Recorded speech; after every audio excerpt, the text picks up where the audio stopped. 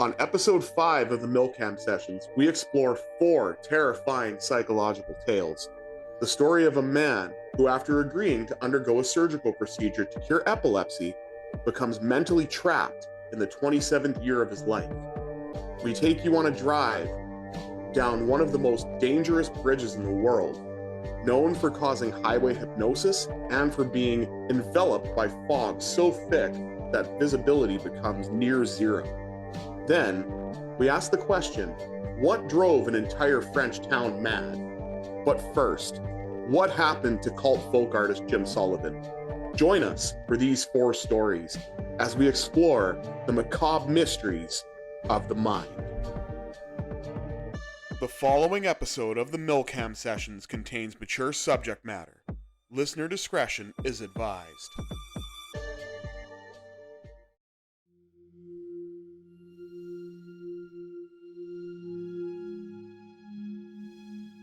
In March of 1975, on a desolate, dusty road outside Santa Rosa, New Mexico, a highway patrolman noticed a lone Volkswagen Beetle passing by.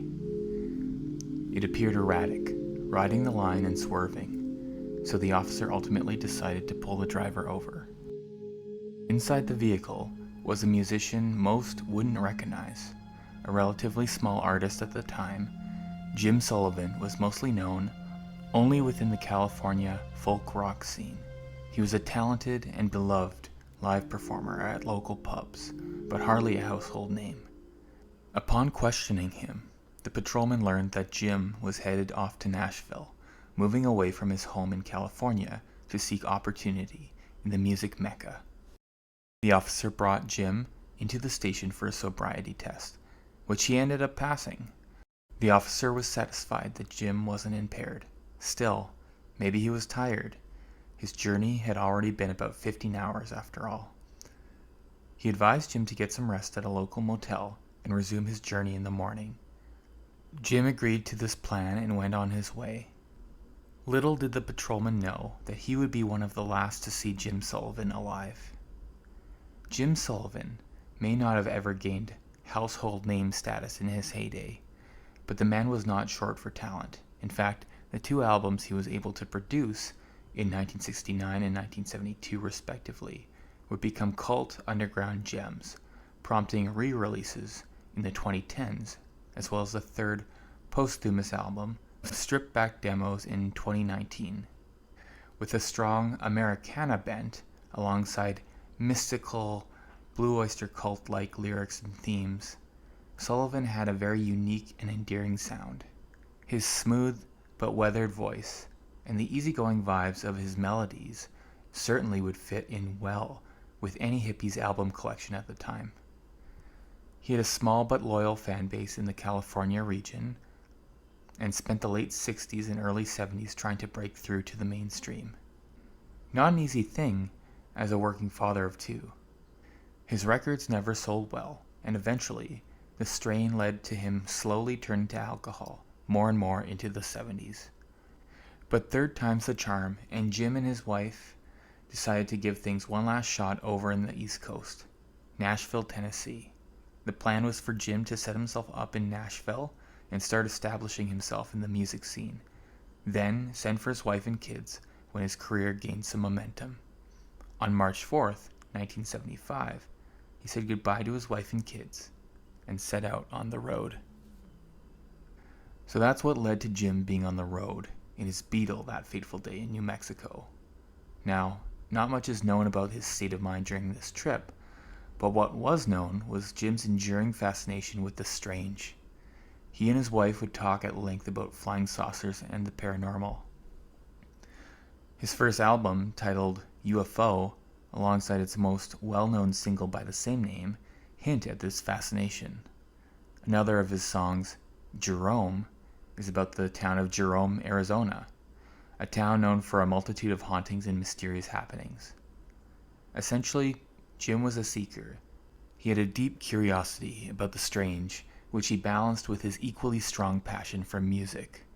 One can't help but wonder what was going through Jim's mind under the expansive skies of the Southwest, only a couple hours north of Roswell. After Jim was picked up by the police and tested for sobriety, Jim was advised to rest at the La Mesa Hotel. He actually did follow through by going to the hotel. However, he didn't seem to unpack or sleep in the room at all. He left his room soon after, locking the room key in the room before setting back out on the road. He soon stopped to buy a bottle of vodka at a roadside convenience store. While there, he placed a call to his wife to check in on her. He told her that he wanted to let her know that he was okay. She sensed something was wrong by his tone and asked him where he was. He replied that he was in Santa Rosa and that he planned to leave the next day. His wife asked why he was waiting to leave, and he provided a cryptic response, saying, "You wouldn't believe it if I told you." She said, "Jim, what's the matter? Is anything wrong?" And Jim replied, "Forget it. Just forget I said anything. I'll call you from Nashville." He refused to tell her more details over the phone, and the two ended the call before he hit the road again. This was to be his final conversation with his wife. By the next day, he had made it about 26 miles south of Santa Rosa to a town called Puerto de Luna. He had stopped just outside the Ginetti Ranch, and the matriarch, Mrs. Ginetti, an elderly Italian woman who spoke little English, briefly spoke to him, asking if he had a problem. He replied, "No, do you?" and shortly after was witnessed by Mrs. Ginetti leaving his vehicle behind and walking out into the desert, alone. After days of radio silence from Jim and no confirmation that he arrived in Nashville, his wife reported him as a missing person. Police investigated and found his car still resting abandoned outside the Ginetti property. Inside the car were Jim's belongings, including his money, ID, 12-string guitar, and several of his unsold records. After searching the area, the police thought they cracked the case when they found a badly decomposing body resembling Jim, buried in a remote area near Las Cruces. The body was of a man in his mid-30s to 40s, around 6'2", with a handlebar mustache and a tattoo on his right forearm. Jim, who was 35, 6'3", had a handlebar mustache and a right forearm tattoo, certainly seemed to match this description of this body. However, despite the newspapers at the time claiming that Jim's body was found, it was later confirmed via autopsy not to be him. It is unclear if his family ever identified the body, but as far as the official story is concerned, this was someone else. Some accounts state that the police chief, not Jim's family, was the one to identify the body and deny that it was Jim. The body was also located about 200 miles west of where Jim was last seen, so it does seem unlikely for him to have made it so far on foot.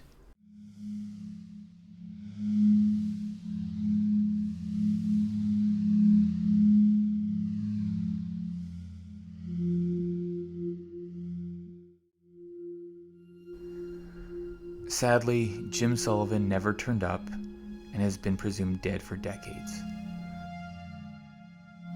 The bizarre circumstances around his final days have led to much speculation and many theories from fans and internet sleuths alike. A Light in the Attic Records, who unearthed Jim's 2 records and rejuvenated his career posthumously, cast quite a light on this mystery, bringing it renewed attention in the past several years. There are various theories that all go in wildly different directions. One was that the police or the Ginetti family had something to do with murdering him. There isn't great evidence that the Ginettis did anything to Jim, nor would they have any clear motive. However, some have speculated that this family could have ties to the mafia. Perhaps Jim stumbled onto something near the ranch that he shouldn't have, and he was made to disappear. However, this wouldn't explain why he was acting oddly before even making it to the ranch. It also doesn't make sense that they would leave his car abandoned just outside the ranch. Wouldn't it have made more sense to hide it for when investigators eventually would come around? Some are suspicious of the fact that the Giannettis moved to Hawaii within a year after the disappearance, pointing to this as potential evidence of wrongdoing. However, this evidence seems pretty thin and circumstantial. Some wonder if the police were somehow involved in the disappearance, or at least had a role in covering some aspect of the case up. Again, the lack of motive makes this possibility seem a bit thin as well. Certainly it's possible that Jim somehow rubbed one of the cops the wrong way, but all who know Jim speak to his consistently calm and non-confrontational nature. Years after the investigation, one member of the local town came forth with claims that the police didn't seem to have investigated Jim's disappearance very thoroughly, conflicting with the attestations of the police, who paint a picture of leaving no stone left unturned. It is odd that, since the case was unearthed in the 2010s, it was found that there was no official missing persons case filed in New Mexico by state or local police. There are no police archives or departmental documentation bearing Jim's name. There is zero official proof that a search even existed outside of the news articles in the local paper. Could this be chalked up to poor filing, or was there something more sinister at play here? Again, speculators raise an eyebrow to the Santa Rosa sheriff retiring abruptly and moving away soon after the investigation began. Is this innocent coincidence, or possibly something else? Outside of speculations of foul play, other theories take a closer look into Jim's mental health at the time. He did seem to be struggling personally with his failure to make it as a musician in California. He had turned to alcohol and was even seen purchasing alcohol while on his journey east. Could he have been intoxicated? Working as a musician in the 60s, it's not too much of a stretch to consider that he might have dabbled in other drugs at one point or another. Maybe an altered state dampened his inhibitions and led him out into the desert? Some have wondered if he could have taken his own life. However, there does not seem to be much evidence in this. It's possible he was disheartened by the direction his career had taken, but by all accounts, he seemed to be very future-oriented, with a plan and a mission to try again in Nashville. Even with his final phone call to his wife, there seems to have been nothing to indicate he was having dark thoughts or wanted to give up on life. Some might point to a late-night conversation Jim once had with his manager a few months prior, where he was asked, theoretically, "How would you disappear?" And Jim replied with an almost prescient, "I'd walk into the desert and never come back." And invariably he did do this. But was his intent truly to never come back? Or was something else going on? There has been no indication that he was ever diagnosed with bipolar or schizophrenia, but perhaps all the stress of the move and the self-imposed pressure for fame had precipitated either a manic or psychotic episode. Maybe this could explain his erratic behavior, which was proven by the sobriety testing to not be due to intoxication. It is common for those experiencing a manic episode to suddenly act impulsively and out of character. In fact, some people, while manic, have been found in similar unsafe situations, either freezing in a winter's cold without adequate winter wear, or even swimming in treacherous waters. Perhaps an episode of mania led to him going into a dangerous desert without stopping to take proper precautions. Similarly, a first episode of psychosis could certainly cause one to be disorganized and paranoid while on the road. Maybe a drastic change to his mental state could explain his odd behavior and his cryptic statements to his wife. "You wouldn't believe it if I told you." Such an odd and intriguing statement. It sounds like Jim had a story to tell. But what? Here's where the alien theories come in. Could Jim have seen something out of this world on his drive? New Mexico is known for being one of the states with the most UFO sightings. Were the lyrics to his song UFO foretelling some encounter over 6 years before it happened? Looking at the sun dancing through the sky, did he come by UFO? Or did these lyrics somehow invite contact with space travelers? Perhaps other worldly fans of folk rock? After all, it would make sense that a UFO sighting could prompt his strange phone call to his wife. Gazing at the sky for spaceships could even explain his erratic driving. Maybe something piqued his curiosity and lured him into the desert to investigate further. The last theory might be the most optimistic. He's still alive. It isn't unheard of for men to leave their families back in the day. Perhaps during his drive, the pressure to try and make it in Nashville became too much and he decided to call it quits. Not to be ending his life, but perhaps to start over. New state, new family, new lease on life. This theory seems a bit dubious when his last call to his wife is considered. There's no logical reason for him to leave his car, cash, and belongings cast aside in order to start a new life.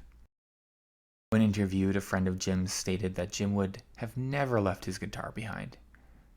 If Jim was going to disappear, that would have been the one thing he would have taken, because wherever he was in the world, he could always stand in a street corner and make a few bucks playing his guitar. On the Light in the Attic official YouTube channel mini documentary, one of the commenters seems to think he may have survived this experience. The commenter, at Tracy Pierce 1316, says, I worked at a foster home in Eugene, Springfield area, and there was a guy who lived there named Jim, who looked a lot like this guy. He said he got beat up and left for dead in the desert. He crawled back to the road and someone brought him to the hospital. He was paralyzed from the waist down, but would still get himself up every morning and get dressed. I thought he said it was Nevada, but it was almost 30 years ago. It was a foster home for people with traumatic brain injuries. He was a nice guy, but kept to himself. Maybe it's wishful thinking to hope that Jim somehow survived this strange desert trek. Still, if this was indeed Jim's fate, it's still a rather unfortunate one. The commenter hasn't provided further information or evidence to support their claim, so for the time being, this thread is left to dangle. Ultimately, his family seem to have relatively come to terms with his disappearance over the decades. Jim's son Chris Sullivan was interviewed by Flood magazine and commented his theory on his father's disappearance. I think he got on the wrong side of someone out there and was probably murdered or buried. He was stopped by the police out there, and law enforcement has a way with making people disappear. It was odd, of course, that all of his stuff was left behind. If you were killed or disposed of, would someone not get rid of all of the evidence? Maybe he just took a long walk? Maybe the grind of trying to make it in an industry he loved so much and failed at, for lack of a better word, just got to him. Maybe I have some mysticism to me as well, tempered with pragmatism that overwhelms me. Perhaps he just walked into the desert. The mystery of it all is just nagging. A long way to say that I have no idea. Although his family are just as baffled about his fate as the rest of the world, his wife holds out some small hope that maybe he was abducted by aliens and taken off to a kinder, gentler world where his music can be enjoyed and appreciated.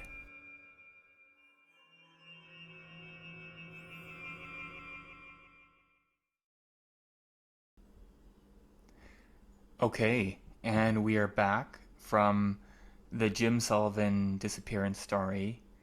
We started off with a long one, but it's a very fascinating story. It's one that I've been very interested in ever since I started listening to his music. And Spotify is kind of interesting for that. You can just click on the artist information and it will tell you a bit about them. And I remember reading, it disappeared in the desert in the 70s, and I was like, wow. And so this it was the perfect time to look up the full story, and this is a really well covered story. There's been quite a few articles about it. I also feel like I should give props to A Light in the Attic Records, who um, found the two copies of his two albums, and they really like noticed the talent there, and then they just got very curious about like the mystery, so they like went back and they interviewed people who knew him, and they did like a bit of investigating on their end, and then they eventually released his third posthumous album, based on like some like stripped back demos, and yeah, it just really sparked a lot of interest in this case. But yeah, Miller, I'm curious about your initial thoughts on it. So I'm just curious before we get into the story, what got you to initially start listening to Jim Sullivan before, learning about his life and covering the story? Because I know you said like you started listening to it first and then kind of learned more about, what happened to him Mm. on this journey. So what led you to start listening to Jim Sullivan in the first place? About a year and a half ish ago, 2 years ago, I got really into like folk rock. So I was listening to a lot of like Norma Tanenga. I actually got really into Jackson C. Frank. Um, I was listening to a lot of the band America, well Okay. known for A Horse with No Name, Oh but yeah, a lot of they people actually think have that was Neil Young, but it's not. it's not Neil Young. It's kind of along the vein of Neil Young, but yeah, like for America, I thought is this a one hit wonder? No, they actually have quite a few Hmm. like fantastic songs, and the algorithm just kind of shows you different artists, and I was like making a playlist of these types of like Americana kind of like 70s, late 60s folky, softer rock, like a certain Cool. vibe. You could even put Credence in there as well. Neil Young, as we said, and yeah, I found the song UFO by Jim Sullivan, and I enjoyed it. I also thought the cover art for the UFO album was kind of interesting. Like it just kind of shows his face multiplied in a bit of a daze, like looking upward, like he's seeing a UFO. Oh, cool. Um, so I from that one single, I eventually checked out the whole album, and I would put it on every once in a while. So I've listened to it quite a bit, and I would check out his second Mhm. album too, which I think his first album is like the best, but the second album's really good too. Nice. Um, and no, it just it's a vibe, man. Like I definitely I know you're more into metal and you listen to everything, and it may Hey, not don't be just like go and say I'm really. more into metal. It really like metal is the bulk of my listening repertoire. Yes, but you're right. I am into I'm into quite a wide range of genres, and I mean it all depends on hey if it sounds good and it's the right time. It would sound fantastic. So I'd You be know willing who to listen to some Jim Sullivan stuff. But I feel like based on what you've told me of your dad and the type of music he liked, I feel like he would like Jim Sullivan. Like he it's very well could have because he did like things like CCR, Dire Straits, and things like that. So it could be a possibility. That'd be one of those things I wish I could ask him. I wish I would have had the chance, but being between the ages of like 1 to 7, I wasn't really able to do that. So I had no yeah. idea who Jim Sullivan was. But what I'm getting from your story, like at the beginning of why you listen to Jim Sullivan, so basically Spotify just went, "Hey, have you heard Sully?" Have you heard? Yeah, have you heard Solly and um like every song on that first album, I would say is pretty memorable. Hmm. Also, let me throw in this fact. I think some of the discourse online was saying that he might be like one of the first people to make a song. No, and I guess not even a song because he named his album this, but uh, after UFO because it was such an early time. Like that term wasn't really widely known. in like Hmm. '69. So he was kind of on the forefront of like this kind of stuff. Um, and as I mentioned in the read through, like the song Jerome is really interesting, and it kind of got me looking into that ghost town in Arizona. Um, and yeah, it's just a guy who's, he's a simple man. He likes the Southwest. He likes chill, folky music. I didn't get into this also, but like he had a brief cameo in the movie Easy Rider, and he was actually Oh, wow. friends with a few early '60s or late '60s Hollywood movie stars. Like Dennis Hopper is sticking out in my head because that's an interesting actor right there. That's But fair. yeah, no, he kind of like he was around, and people really liked him for his live performances. That's fair. So, like, getting into the story, because, like I said, I think I mentioned this in the last episode. I've gotten into the habit of anytime you send me a read through, just highlighting the points that I want to cover because it really helps me Mm. to kind of know where to go with the conversation. But I really wanted to ask at first, like, why you got into Jim Sullivan initially listening, because I wasn't actually aware of how that got started. So that was neat. But the very first thing, that I got here is when Jim Sullivan was driving, in his Beetle, and he's, seen swerving by an officer. I can completely understand why at first, the cop thought, hey, I'm probably dealing with a driver, under the influence, and it's probably best to pull this guy over, find out what's going on.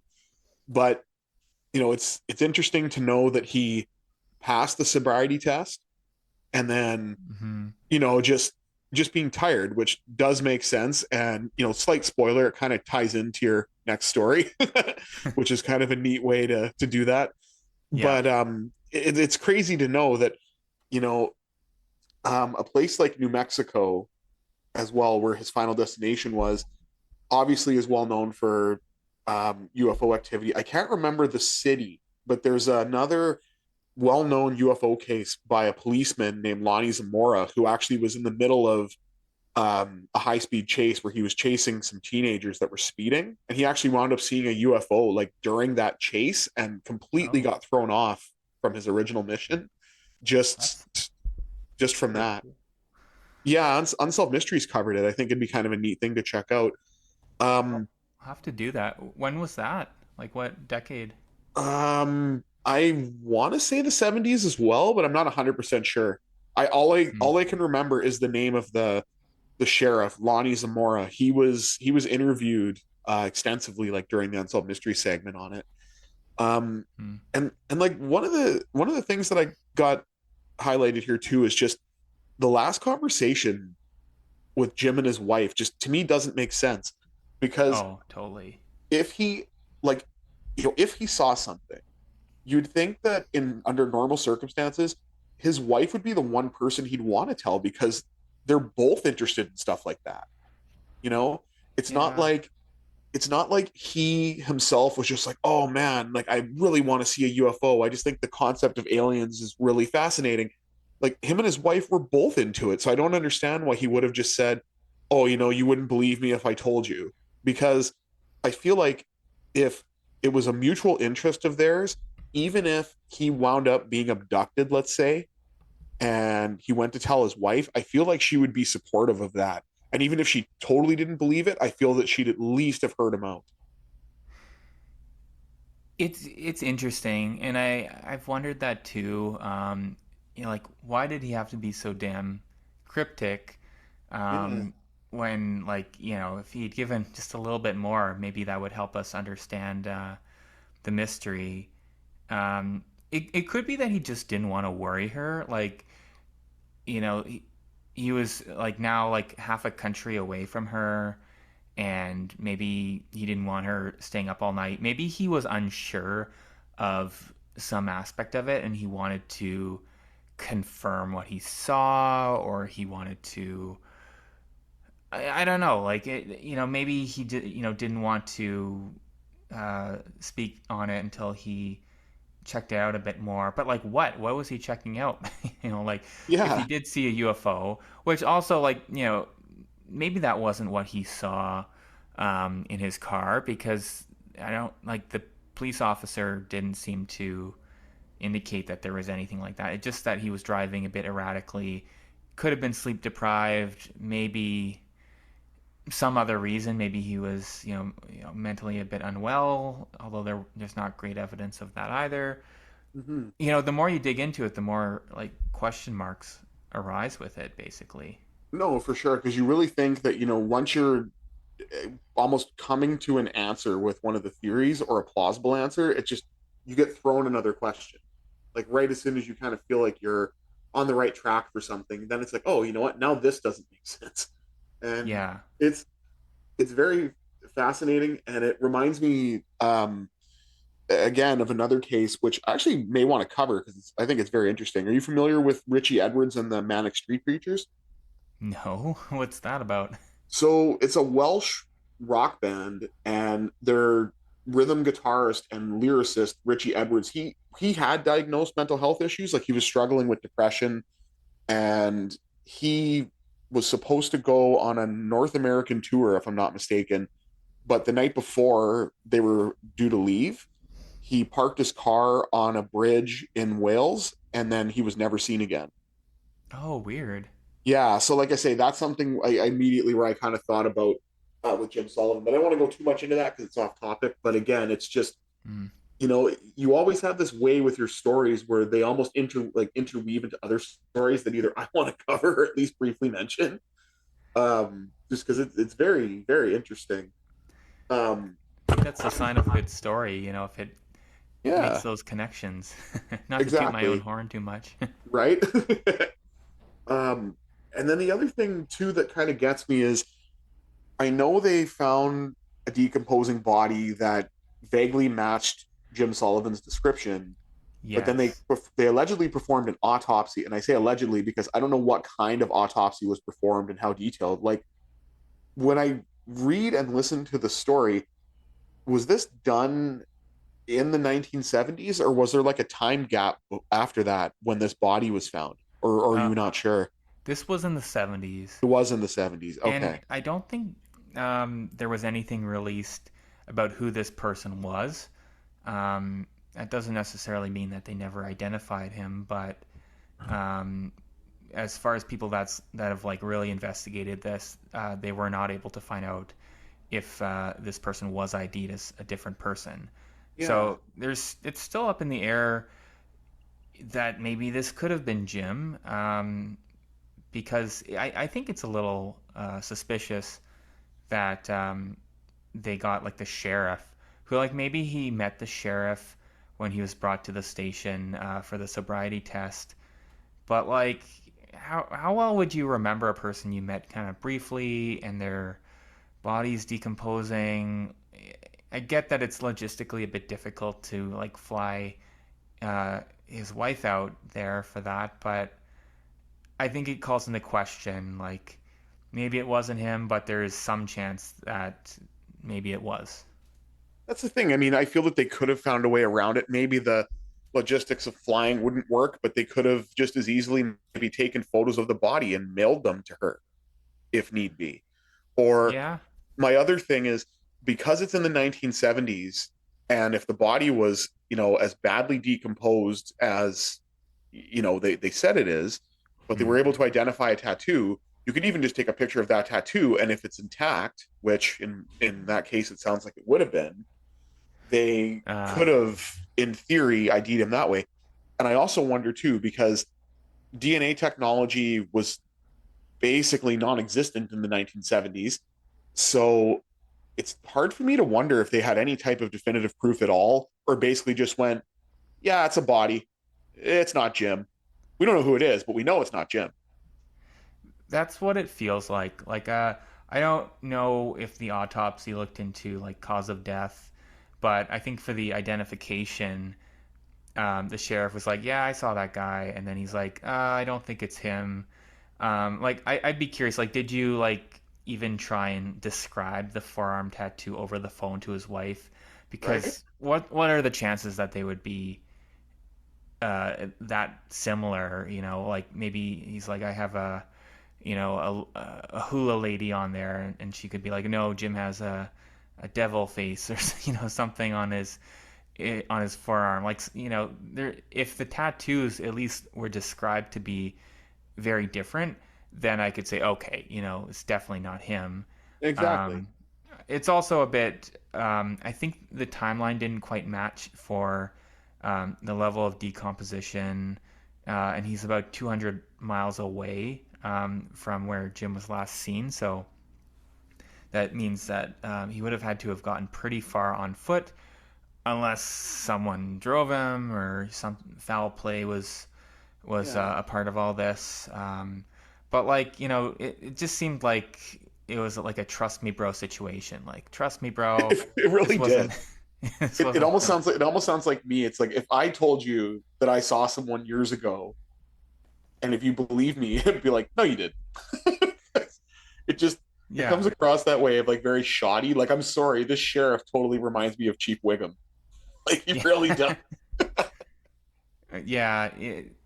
And it's like he matches him in so many other ways that like I would want like some clear crucial bit of information to make it impossible for it to be him.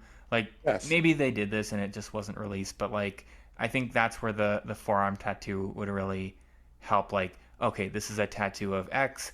Did he have that tattoo or was it a tattoo of something else on his arm?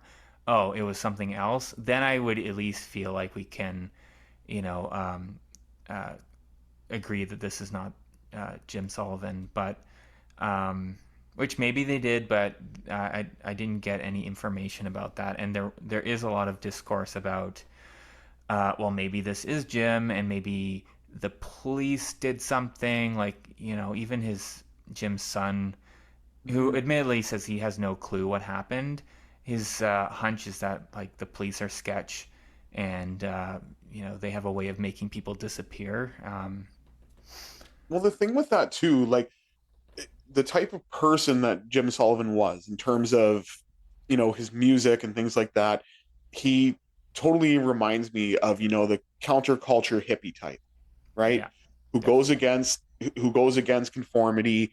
And the police, it's well known, like the police had it out for hippies then, because they went against the establishment, whether it was hippies protesting the Vietnam War, whether it was, the expression of free love and, the drug use and things like that.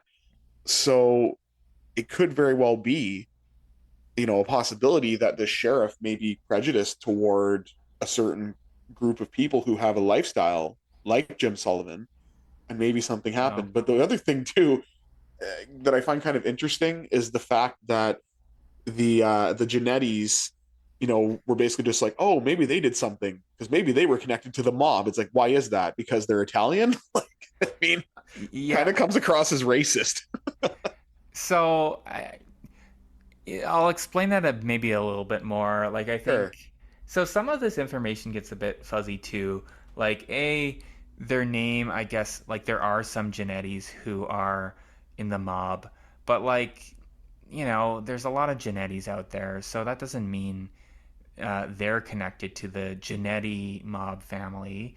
And I guess I was reading something that said that maybe they, cause trouble in town. That doesn't mean that they're like the mob. It just means, Yeah. maybe they were, a little rowdy in their own way.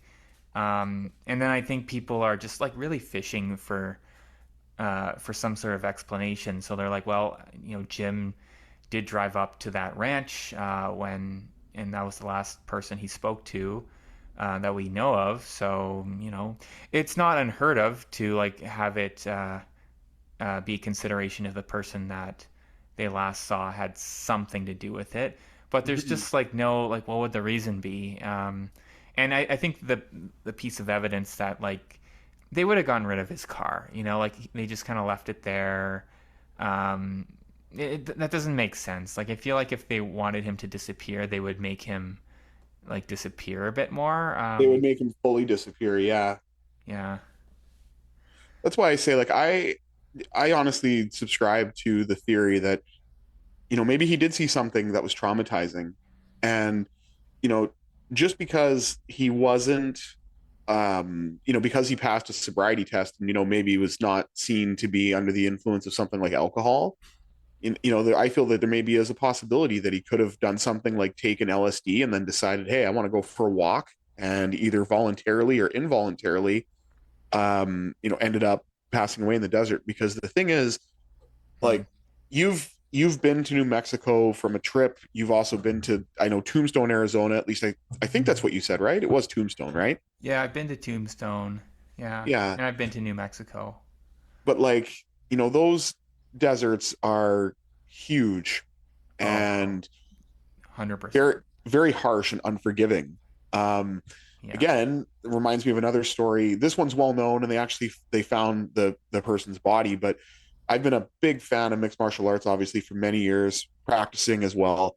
And they had one story of a guy named Evan Tanner who decided to go for a motorcycle ride in the desert in California, and he unfortunately suffered heat stroke Hmm. and became delirious and basically passed away near water. But because he was so dehydrated and dealing with heat exhaustion and heat stroke, he didn't know how to fill his water bottles anymore. And he unfortunately died of exposure. So I could see potentially Hmm. something like that, in Jim Sullivan's case as well.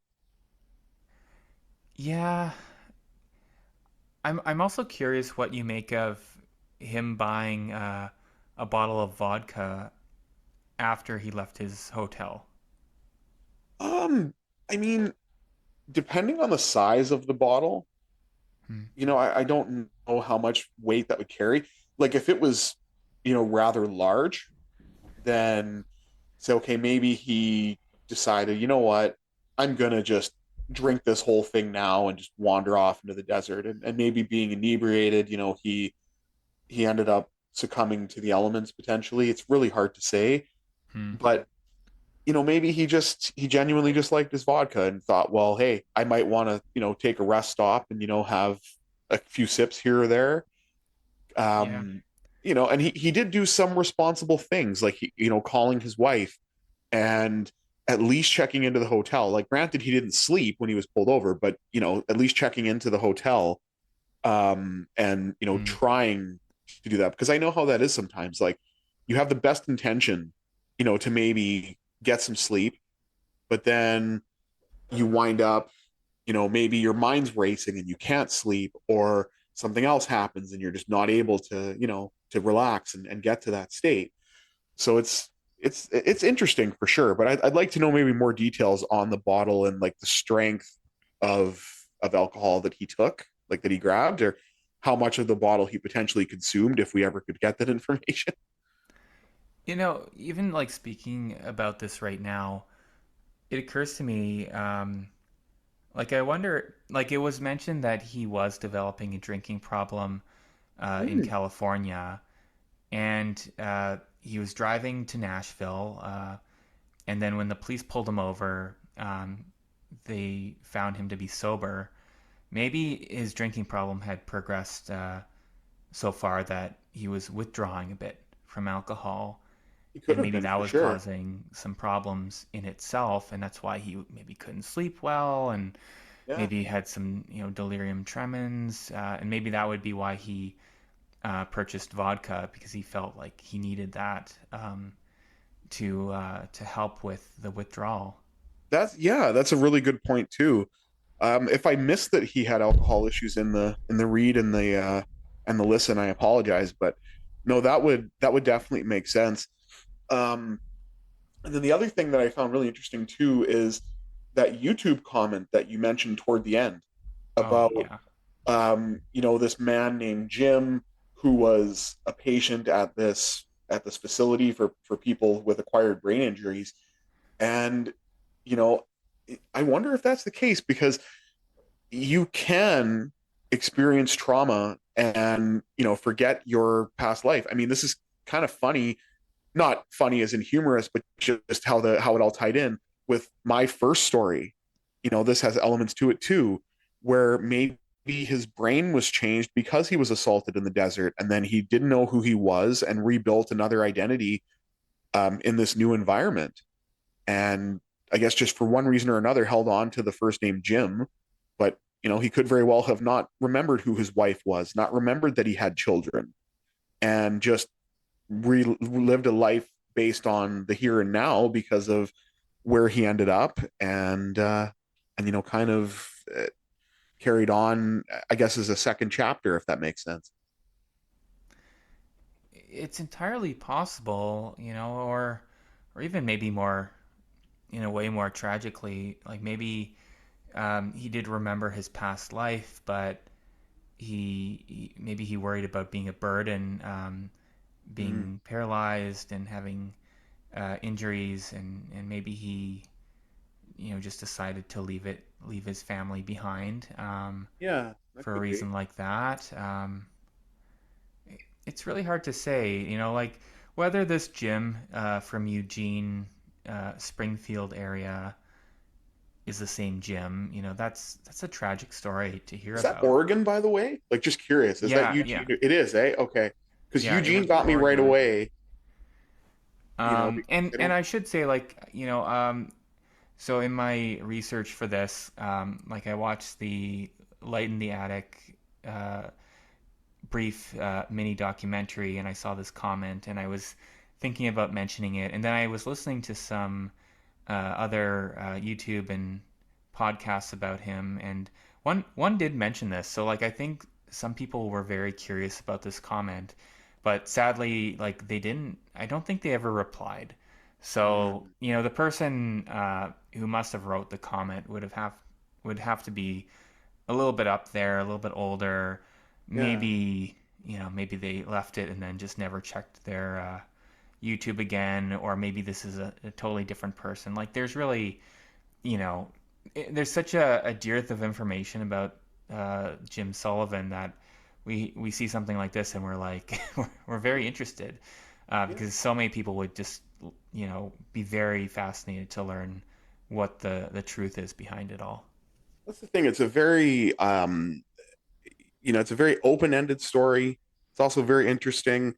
Um, Part of the reason actually why I asked you to lead with this is because it, to me, has a really nice tie-in to my story last episode on Granger Taylor, Yes. involving the UFO phenomenon.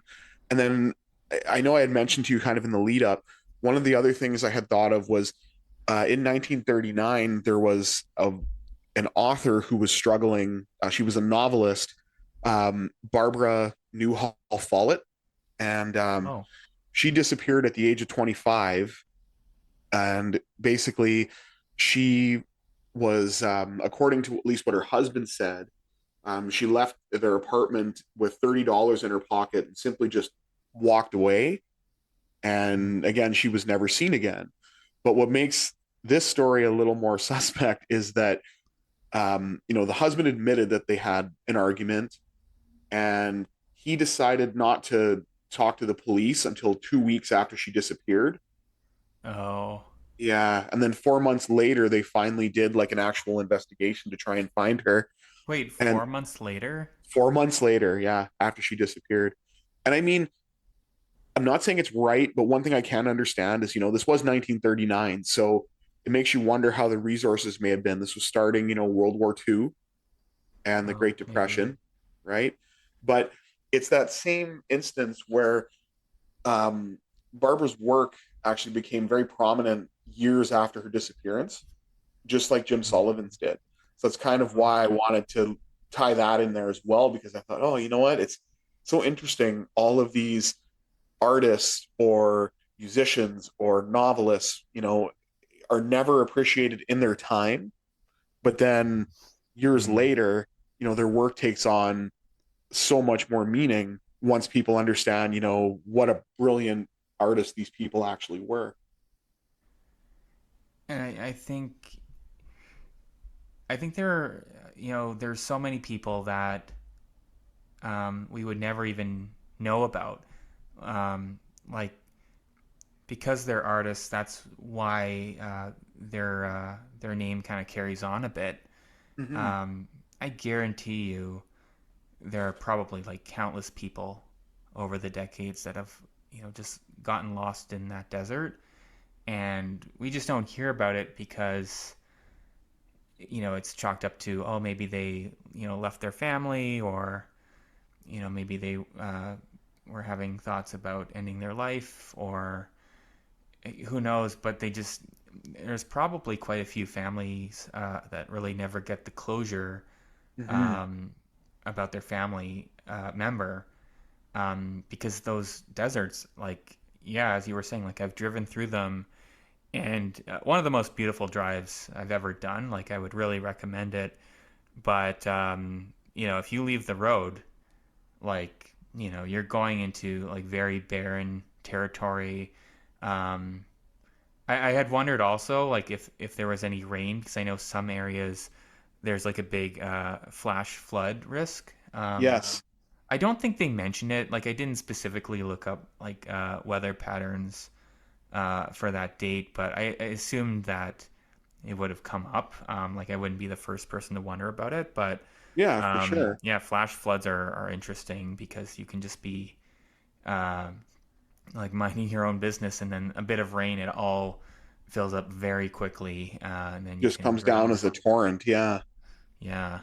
Um, but that's just one way. Yeah, the other way is, if you become dehydrated and you're too far away, or you trip and you fall into a gully or something, or yeah, if you encounter some people doing some like Breaking Bad stuff out there, and you Mhm. witness that, then they wouldn't want you being a loose end. So Exactly. all kinds of ways. I guarantee that that desert has claimed many people, and they are officially just missing.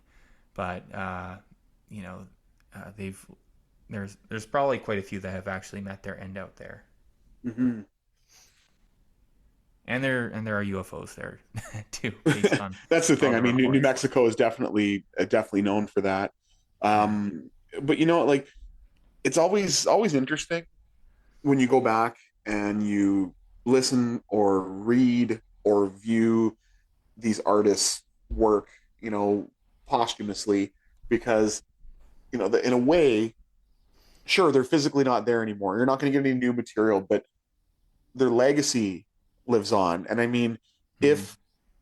if Jim Sullivan is alive, I would hope that somehow he knew or was at least informed or shown the resurgence that his music's had in the 2010s, because I would think he was probably was he? I'd say he probably was born in maybe the mid 1930s, early 1940s. I think because he was in his 30s when he disappeared, from what I recall.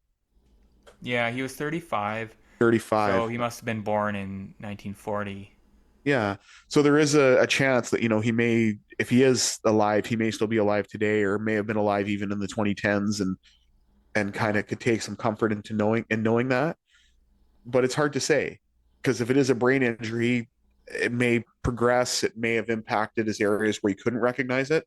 Because Mm. I know these are actually quite sad, but like issues with CTE, for example, there are Mm. many people who are, say, professional athletes, for example, and they have no recollection of their accomplishments. Like there was one I can think of, he passed away a few years ago, named Stan Mikita. He played for the Chicago Blackhawks. He won two Stanley Cups, and he had no memory of it whatsoever in his last years. He had no idea. He Oh, didn't even know that he played hockey, and it's oh, that's really because he had tragic. such severe dementia, right? Yeah. So it's hard, but I do hope, like, sincerely, that there was a way that he could understand his legacy. And I don't know this because Mm. it wasn't mentioned, but I'm curious if you came across it.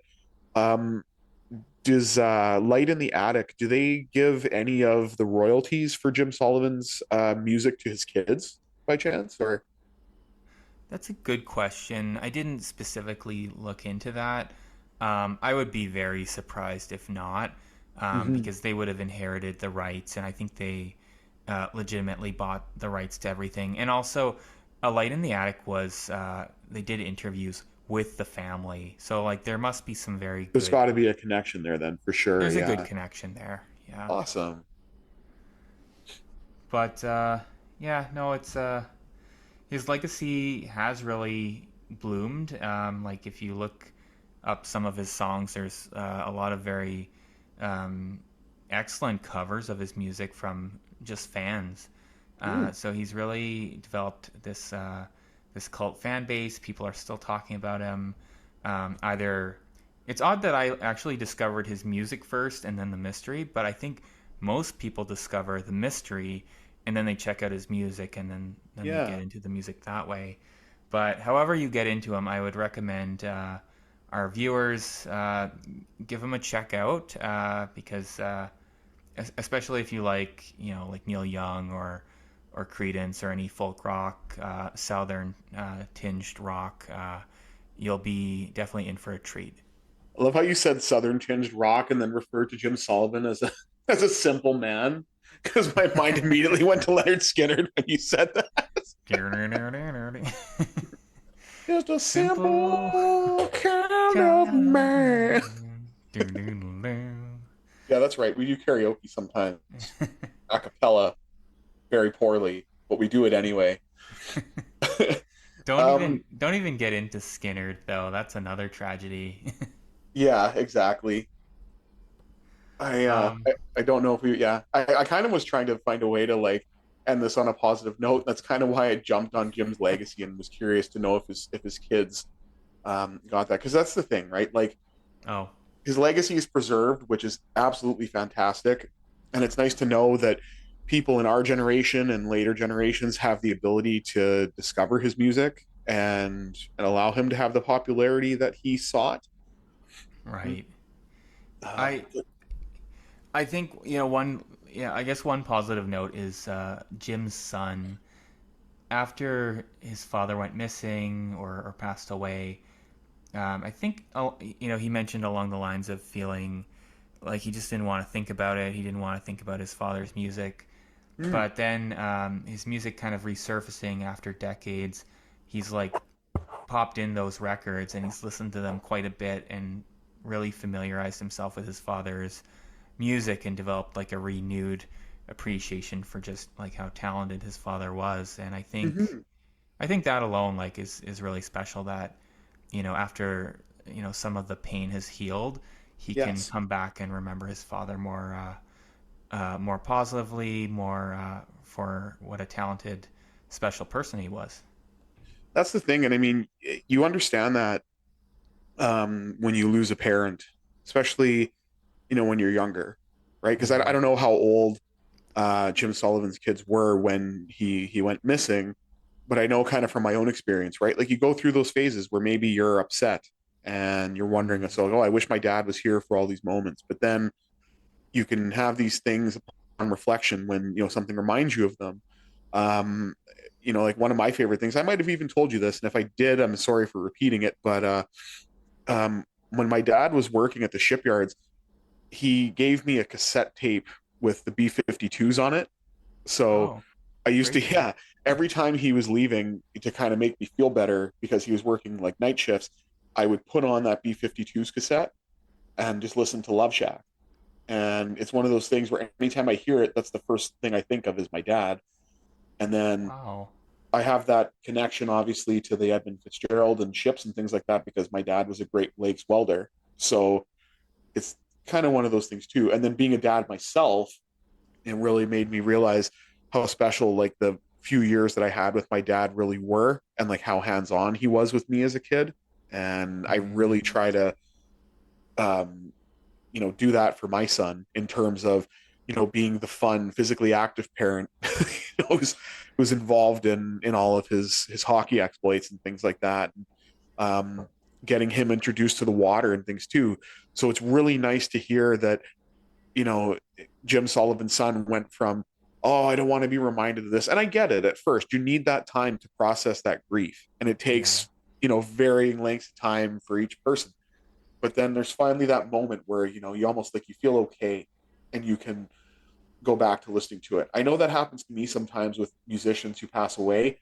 I'll listen to their music like when they first pass, and then I just can't bring myself to listen to it for a while. And then suddenly there's Mm, just that time where it clicks and it's like, you know what? I can put this on now and remember how good it was. right. And Like the pain has healed just a little bit, and yeah, its time has healed things a bit. exactly. So, it's really good to know that there are people out there that have preserved Jim Sullivan's legacy. And I know it's hard to think as to whether we would ever get an answer as to what happened to him, but whatever did happen to him, at the end of the day, I just genuinely hope he's found peace, whether it was, throughout the remainder of his life, if he's still alive, or if he unfortunately passed away. I hope that his spirit can rest and find peace and comfort in the afterlife, if that's the case. I agree, man. Like, I like to think he did, and I'm glad that this story is helping you kind of connect with the theme of fatherhood and thinking about your own father, your own son, and Hmm. what. Like, I think I'm glad that the reflection was helpful for you. Definitely. And I appreciate that. And I'm glad that you allow me to be part of the platform to bring something back to me that's personal like that. So Of course, man. it, Anytime. Like, that's uh, that's what friends are for. but I'm just curious, are we ready to move on to story two, or is there anything else you'd want to cover? No, I think we're ready. I'll let you maybe introduce us to this story, and then we'll get right into it. All right. Well, this to me is a very fascinating case. It's a man named Henry Molaison who elected to have a brain operation performed to cure epilepsy, which led to a very interesting but unintended side effect where he basically became trapped in his mind at the age of 27. And even though everything changed around him, he was, in his mind at least, still that same 27-year-old man. So Mm. I'm equal parts fascinated, but also I just feel that that would be such a terrifying thing to go through because you're seeing that your world's changing around you, yet you don't have the proper ability to adapt. And rather than living a normal life, sure, you're free from your affliction, but there's all these studies and things like that going on. So I hope you guys enjoy the tale of Henry Molaison, a memory study, and then we'll come back and have some discussion. Born February 26, 1926, Henry Molaison lived an ordinary childhood until the age of 7, when a bicycle accident became the catalyst to turn him from an ordinary human being to a scientific marvel, whether he could remember it or not. 3 years after his accident, at the age of 10, Henry began experiencing epileptic seizures. They began as minor, but increased in severity in his teens. His seizure activity became even worse in adulthood, to the point where he was unable to work due to the frequency and severity of them. Henry tried multiple treatments, but none were successful. Until finally, in 1953, at the age of 27, Henry elected to undergo a radical surgical procedure that would change his life forever. The procedure involved the removal of part of Henry's brain called the hippocampus, which doctors believed was the source of his epileptic seizure activity. The procedure is known as a resection and is still performed today. However, unlike in the 1950s, lasers and detailed brain imaging are used to ensure vulnerable areas of the brain are as least affected as possible. The surgery was performed by neurosurgeon William Beecher Scoville.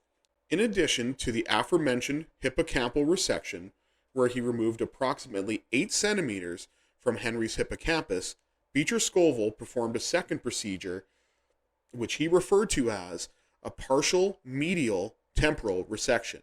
This involved removing a portion of the temporal lobes, which are located behind the ears, and performed the function of auditory and memory processing. Further research into Henry's condition and function demonstrated that other areas of his brain were damaged.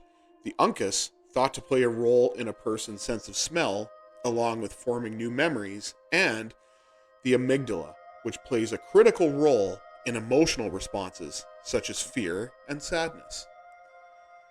Interestingly, Henry was the first epileptic patient to undergo this procedure, which had been used previously in the treatment of patients with psychosis.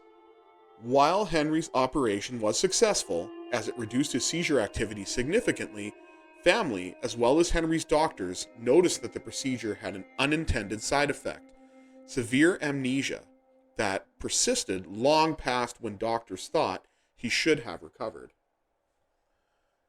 Henry struggled to remember the years leading up to his surgery, along with gaps in the 11 years prior, what is known as retrograde amnesia.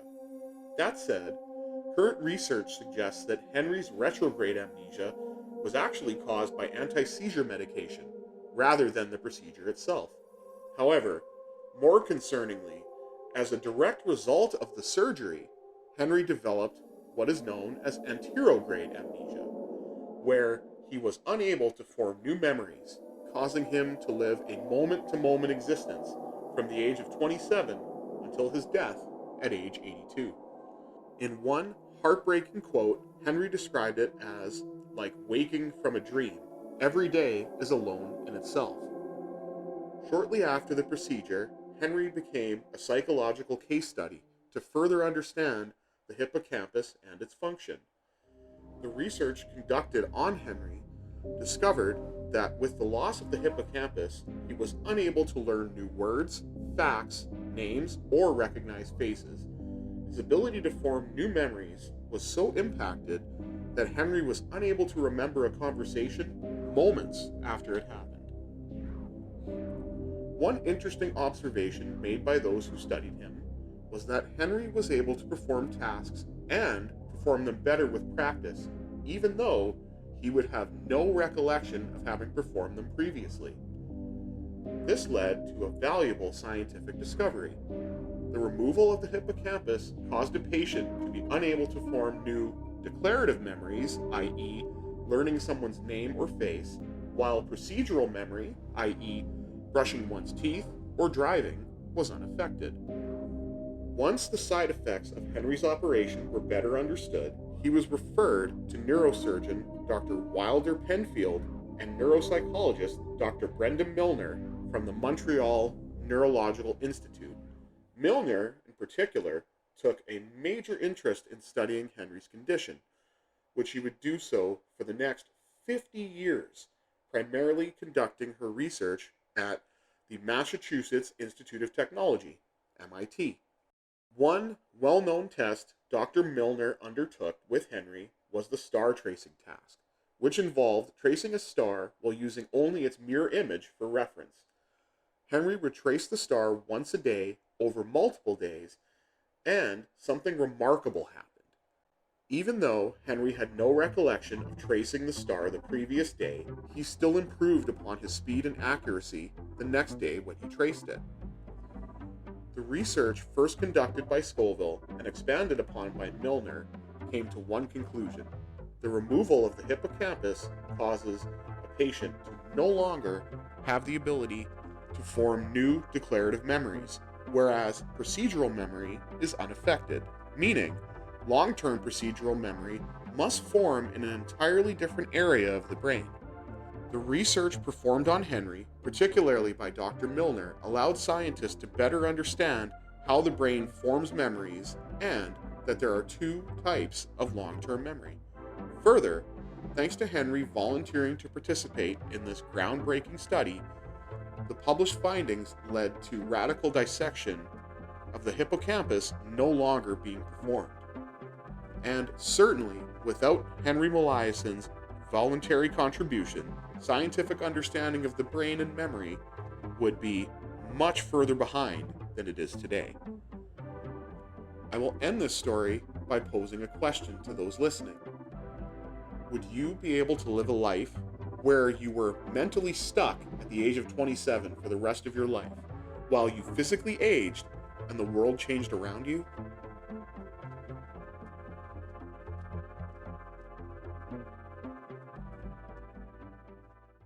Welcome back to the Milcam Sessions. So, I have to ask, what is your impression of the story of Henry Molaison? I think my impression initially was it really reminded me of being a kid and watching that Adam Sandler, Drew Barrymore movie, 50 First Dates. That's fair. Have you seen that one? Actually, yeah, I have, and I mean it's a good comparison. Although in that case, it is kind of nice to, be able to just go on first dates over and over again with your partner. I can kind of Oh see yeah. that almost as a positive rather I than. Yeah. No, it's not as bad. It's not as severe as this unfortunate case. But I remember the ending to that movie. Like I think as a kid, I just was really hoping they would find a cure for. Sorry, spoiler alert for 50 First Dates, which came out like 20 Yeah, years ago. it's 20-year But old movie. it's not really but spoiler alert, she doesn't get cured, and I just remember being like, that made me really sad as a kid, because I just really imagined the future, um, how disturbing it would feel to, in the movie, she woke up every morning and she forgot the last day, and she Hmm. was living like 10 years ago. Um, but like, they brought up, well, one of these days she's going to be like visibly older. She'll wake up and be like, oh, I'm like 60. What the heck is Yes. going on? And I just felt, terribly like sad for her, for going through that. And they, what, that movie also did feature a character like Henry Molaison, who did have a much more severe memory issue. Mm. Obviously, kind of they did it in a bit of a humorous way, but it's tragic. Like there's no way around it. It's like a tragic situation, and I think like the way you included this quote from him, that it's like walking or waking from a dream every day is alone in itself. It just must feel so disconcerting, and I just imagine this guy never feeling quite right or quite comfortable in his own like existence. That's the thing because I first came across this story from the show Dark Matters, Twisted but True, narrated by the brilliant John Noble. Netflix, I don't understand why you don't have him narrating Unsolved Mysteries and doing this stupid crap you're doing now. But anyway, um, it's That's beside the point. right. Um, But John Noble, also shout out, was amazing in the TV show Fringe, and mhm, was known as Denethor from Lord of the Rings. So he's we got to stand throw in John got to Noble. throw in the nerd reference of Lord of the Rings. That's okay. Oh, we just have to, yeah. But the way that they did it, I mean, sometimes the reenactments were cheesy for sure, but they did mention actually in that episode of Dark Matters that they made it a point as long as they could to not have Henry see himself in a mirror because Mm, they were worried that if he saw himself in a mirror then realized he was older that he may have some sort of potential breakdown from it. So it's interesting that you make the comparison with 50 First Dates in that sense because yeah, you know your body is changing around you, your environment is changing around you, because one of the other things they did was he could remember Dr. Scoville, the guy who performed the brain surgery, yeah. but he had to reintroduce himself to Dr. Milner every single day. Oh, weird. I wonder Yeah, why that was. it's because he met Dr. Milner years after the procedure because he Oh. had the procedure done when he was 27, and I think he was in his 30s when he met Dr. Milner because either Dr. Scoville passed away or he retired, and then Dr. Milner took over for him and then did more of the advanced research, like the star trace and everything like that, Mm-hmm. which is one aspect which I think is really fascinating. Just knowing that you have no idea that you've done this activity before, and yet the part of your brain that's unaffected is still able to master this task, which seems kind of ass backwards when you think about it. Because what he had to do is he had a picture of a star in a mirror, and then he had to trace it while looking at the mirror. So basically, you're looking at it backward, like while you're tracing it. So it would be very Mm. hard to do it first, and then he kept doing it over multiple days. I think it was over about a month or so, and he got better, even though he had no clue that he had done it the previous day. See, I would be curious how he would do with like video games. So if you taught him like Tetris Yeah. and you just keep experimenting with if he has like a higher score each day despite forgetting that he learned Tetris. Because I feel like this is kind of explaining that All his right. procedural memory would still be intact and he would, just get better and better at it. Yes. That's that's actually a really, really good thought.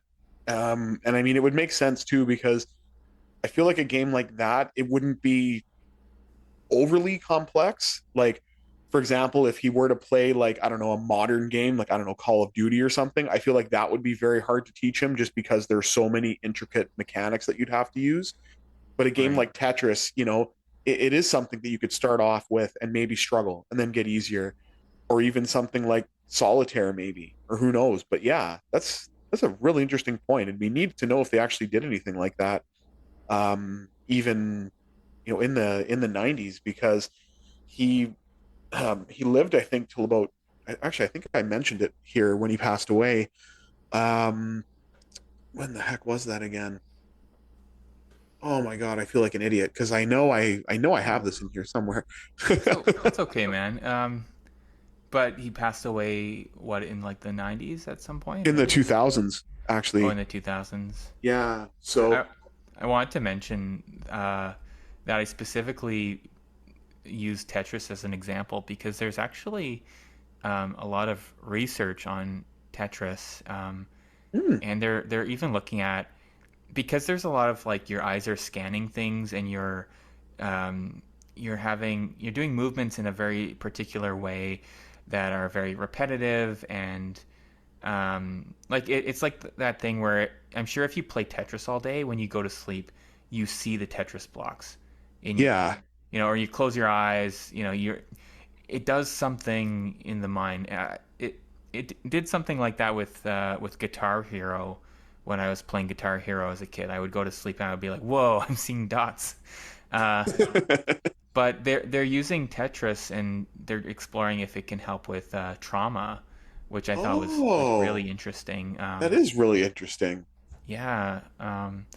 So that it's a simple enough game that maybe you can incorporate it into scientific studies, and maybe it could have been shown to Henry, and maybe he could have gotten a good study out of it. That's fair. Yeah, I did actually have his age, but I didn't have the date of his death. I just looked it up briefly here because professional. Yeah. But he passed away on December 2nd, 2008. So he made it Oh, into the 2000s. wait, he could have seen 51st Dates. He absolutely could have, Wow. but then he'd have no recollection that he saw it. Yeah. So he Yeah. could he could relate and then unfortunately forget about it. Um, but yeah, it makes you wonder if they had shown him that. That'd be very interesting to know if we could ever get a hold of that information somehow. It also seems kind of cruel if you think about it. But It might be a little cruel. Well, yeah, maybe they wouldn't want to show it to him because I think they describe the individual in that movie. They say he has like a goldfish brain, right? which is like not the most sensitive thing to say. Like No, it's definitely not. unfortunate and like It's an it's a Adam comedy Sandler movie, movie. though. He's It's not very sensitive. they were doing their early 2000s humor, but Yes. I I don't think they would have showed it to him actually. Now that I think No, about I, it, I would I would certainly hope not. I have to bring this up too before I forget. sure. So when I was recording this, if you could guess how many times I said Miller instead of Milner Oh, when I was reading that, I'm like, oh, it drove me crazy. I literally had to do about 3 or 4 takes. So if we ever wanted to do a blooper, I would gladly try to read that again, like just for that one part. Because like legit, I probably did like 4 or 5 retakes when I said Miller, stopped myself, and I just got so frustrated that I decided to record the whole thing over again because I kept saying it so many oh, times. you rage quit. I totally did. Yeah, Brenda So Brenda Milner broke me. the last story I recorded was the next story that we'll cover. But I was editing it and I had like just as much time that I had to edit out as I had like actual material that made it into the final cut.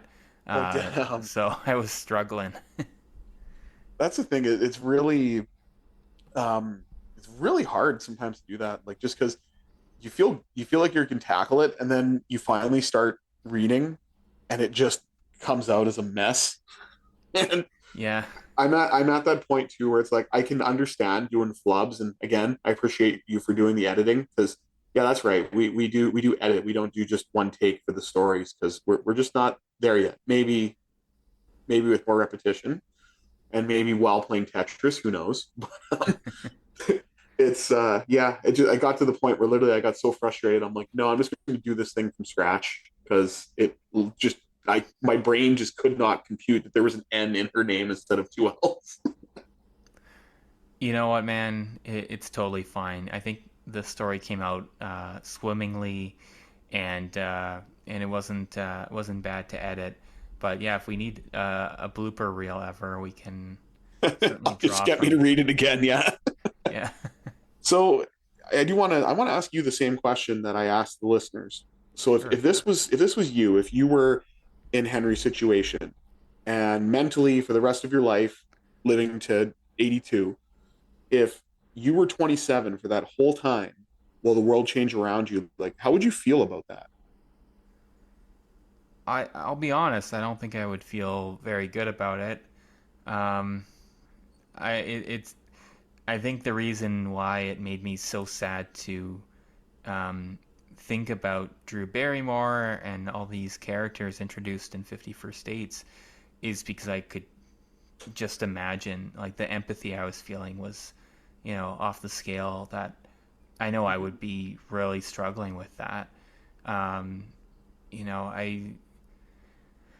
I guess people learn to make the best out of things, and um, people with disabilities sometimes learn to find you know uh, they find happiness, and sometimes they accommodate so well that it really doesn't bother them. And I know you have a visual disability, so I don't want to speak for the disabled community, obviously, but that's my understanding that as an outsider it might seem like a bit more horrible than it actually could be.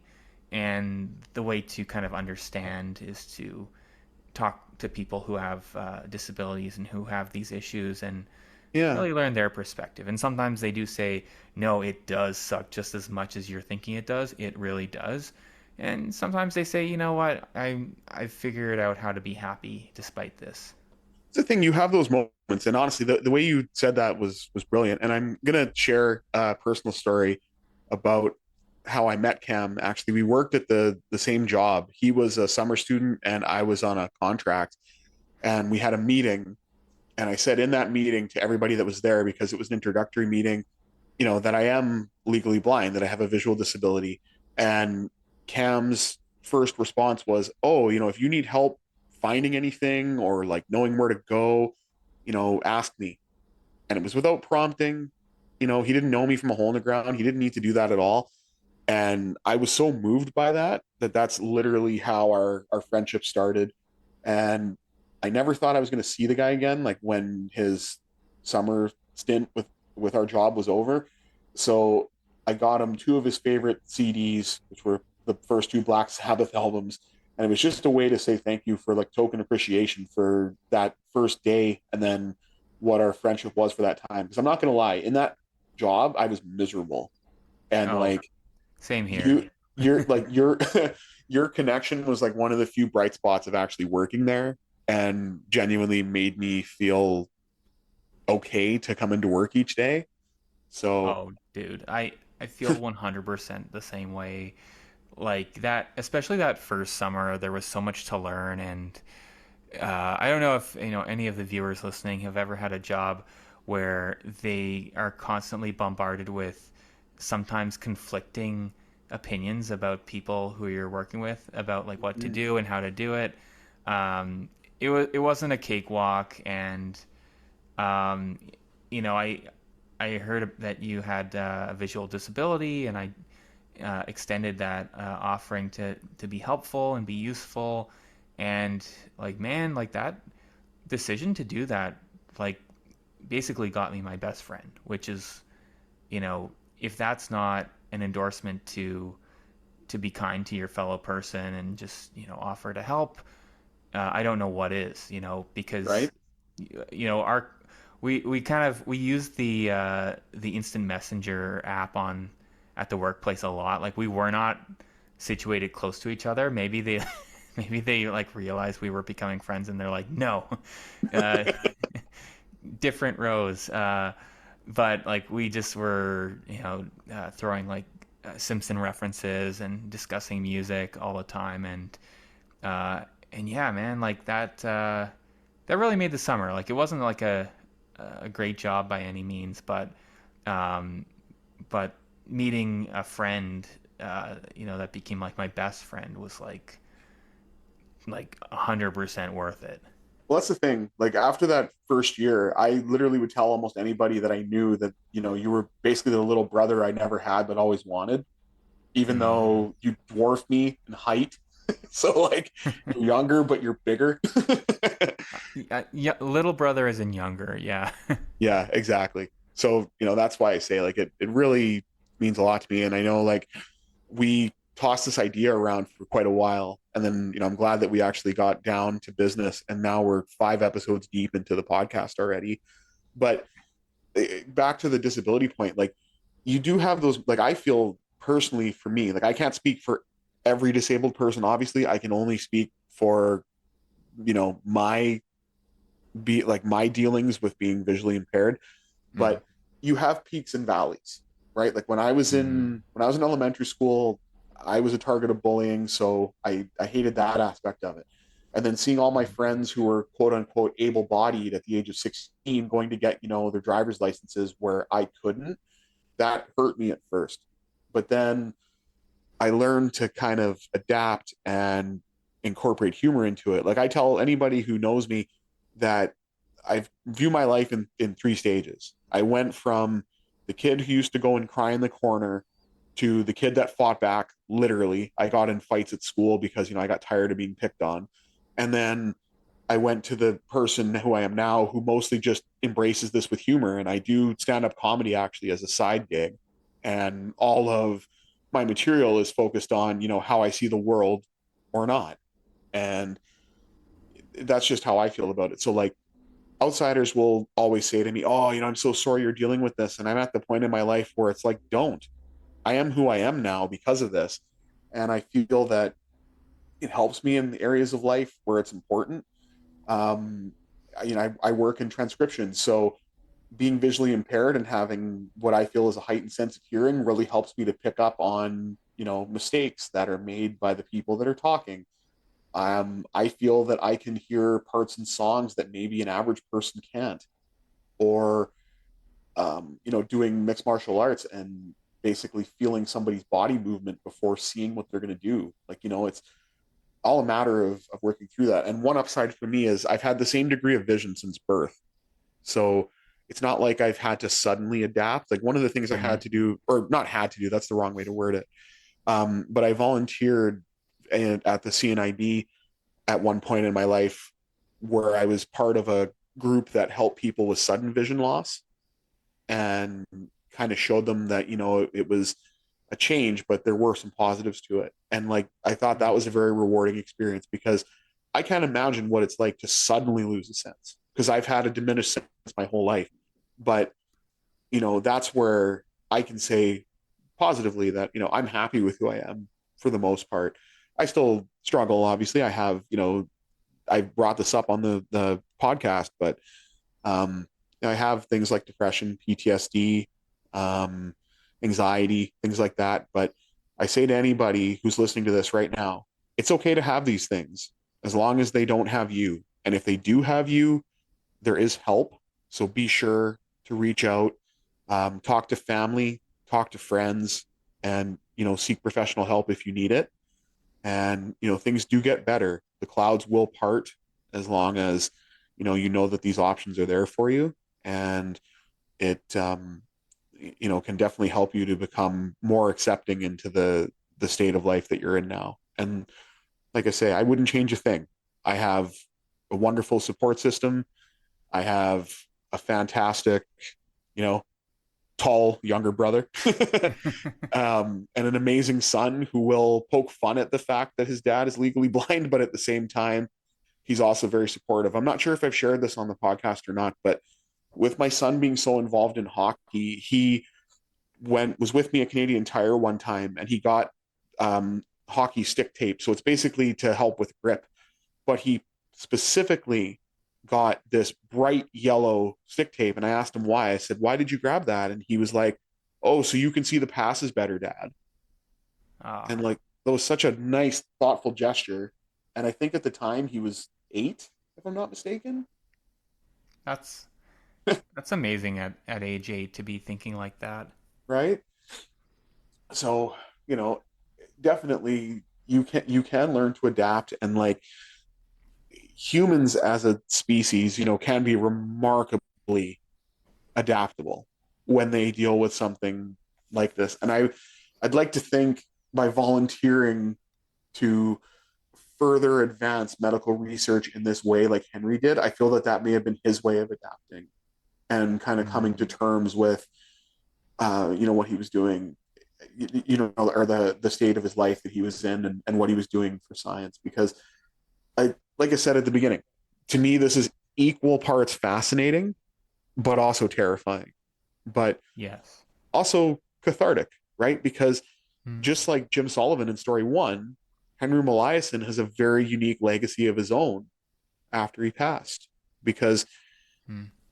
his experiments helped further understand the science of the brain and memory, and also made dramatic improvements to things like brain surgery, in all of these years later, right? Yeah. No, and I think that is a way that he can feel that he's giving back, and I'm sure like his providers were like really um, trying everything that they could to see if they could help the situation, and Mm-hmm. I would like to think very supportive, and that he had some good people around.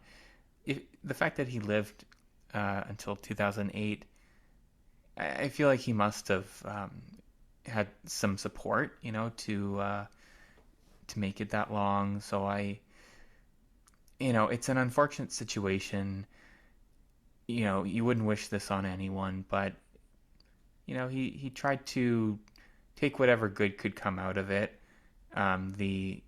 The revelations to science that he could, and he gave back, and I think that was good. Like I don't know if he would want anyone to feel any pity for him or anything. Like I think he just would likely want people to know, what, that he was a part of this research, and him engaging with it um, was a crucial part. Like he could have said, I want to shut myself off from the world. I feel terrible. I don't want to do this, and nobody would have thought differently of him. But because he was able to like draw a freaking star from a mirror so many times, like we were able to understand so much more about the brain.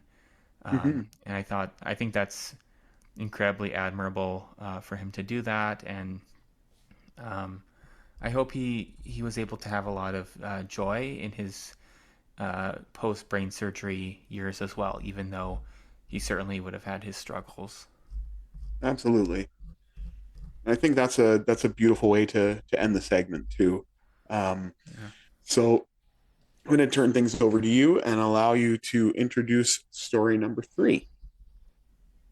So story number 3 is about a place. I'll uh, I'll let the recorded me tell the viewers, listeners, a little bit more about this. So we shall begin. The Lake Ponchartrain Causeway is an engineering marvel located in southern Louisiana. It currently holds the record for the world's longest continuous bridge over water, connecting New Orleans commuters to the North Shore communities of Manville and Covington. Because of its length, Many drivers find it to be one of the most terrifying stretches of roadway to drive. Surely the road itself is well made and sturdy, but when driving across this sizable lake, the distance is a lot. Picture a swath of blue on the horizon, an open sky, an expansive lake, and in the middle, one line. That's it. This line is the road you are driving on and will be driving on for about 30 minutes.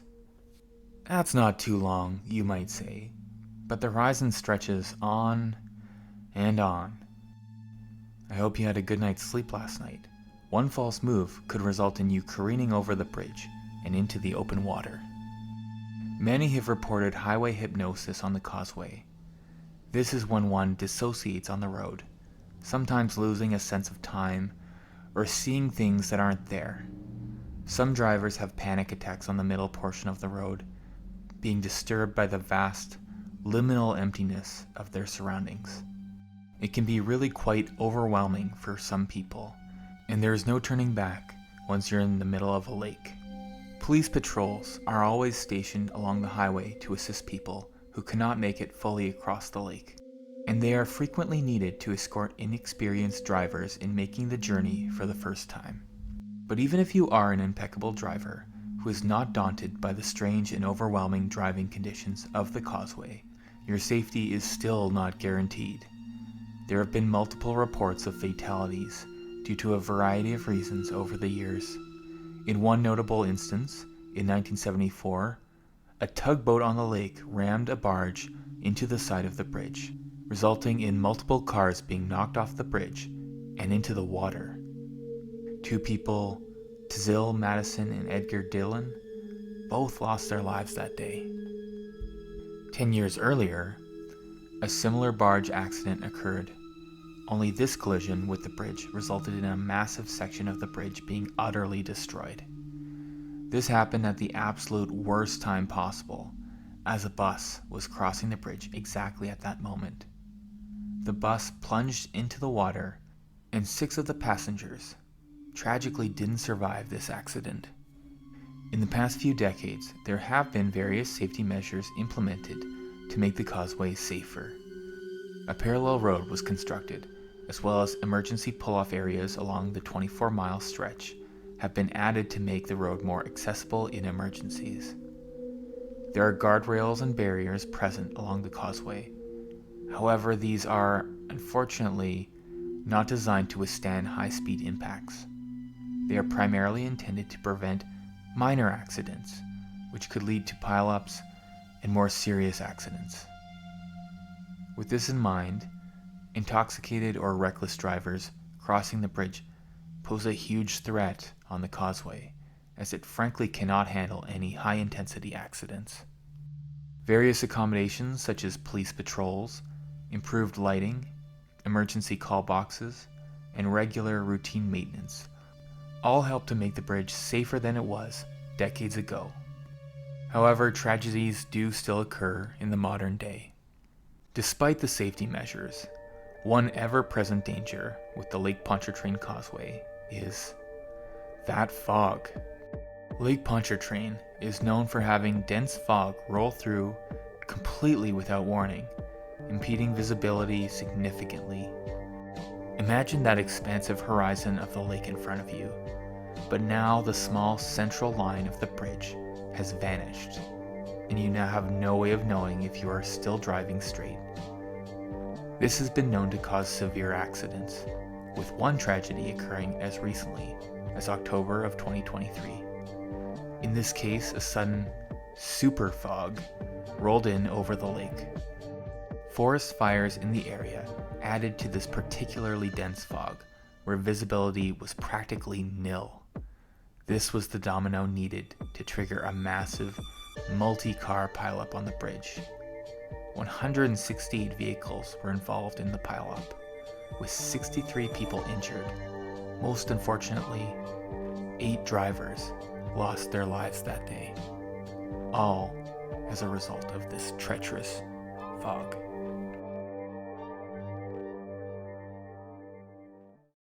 Despite multiple known accidents occurring on the bridge over the decades since its construction, the exact number of fatalities is unknown due to inconsistent record keeping. Some estimates range from dozens to upwards of 100 casualties over its lifetime. It is, however, known that a very large percentage of the fatalities on the bridge are from drownings. Driving on a busy road or a bridge will always come with a small degree of risk. And as I said before, many commuters use the Lake Ponchartrain Causeway regularly without issue as they head to and from the big city. Still, due to its history of unpredictability and the ever-present risk of a cold, watery grave, if I was commuting in the area, I certainly might consider how much time would be saved by not simply driving around the lake.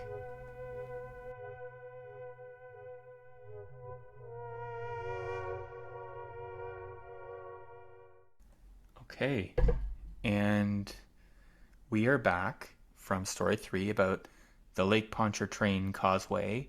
Miller, I don't know if you want to say that word a few times just to just to get familiar I can with say how to Ponchartrain. I can say Ponchartrain. Ponchartrain. It's spelling it where I'm It's like, no, I'm gonna just refer to this as LP if I type it. Um, the first thing that immediately struck me wasn't even the story itself. It was actually the first photo that you had, because I realize it's a bridge and it has one lane, but because of the aerial shot that you found, it literally looks like two sticks with like nothing in between it.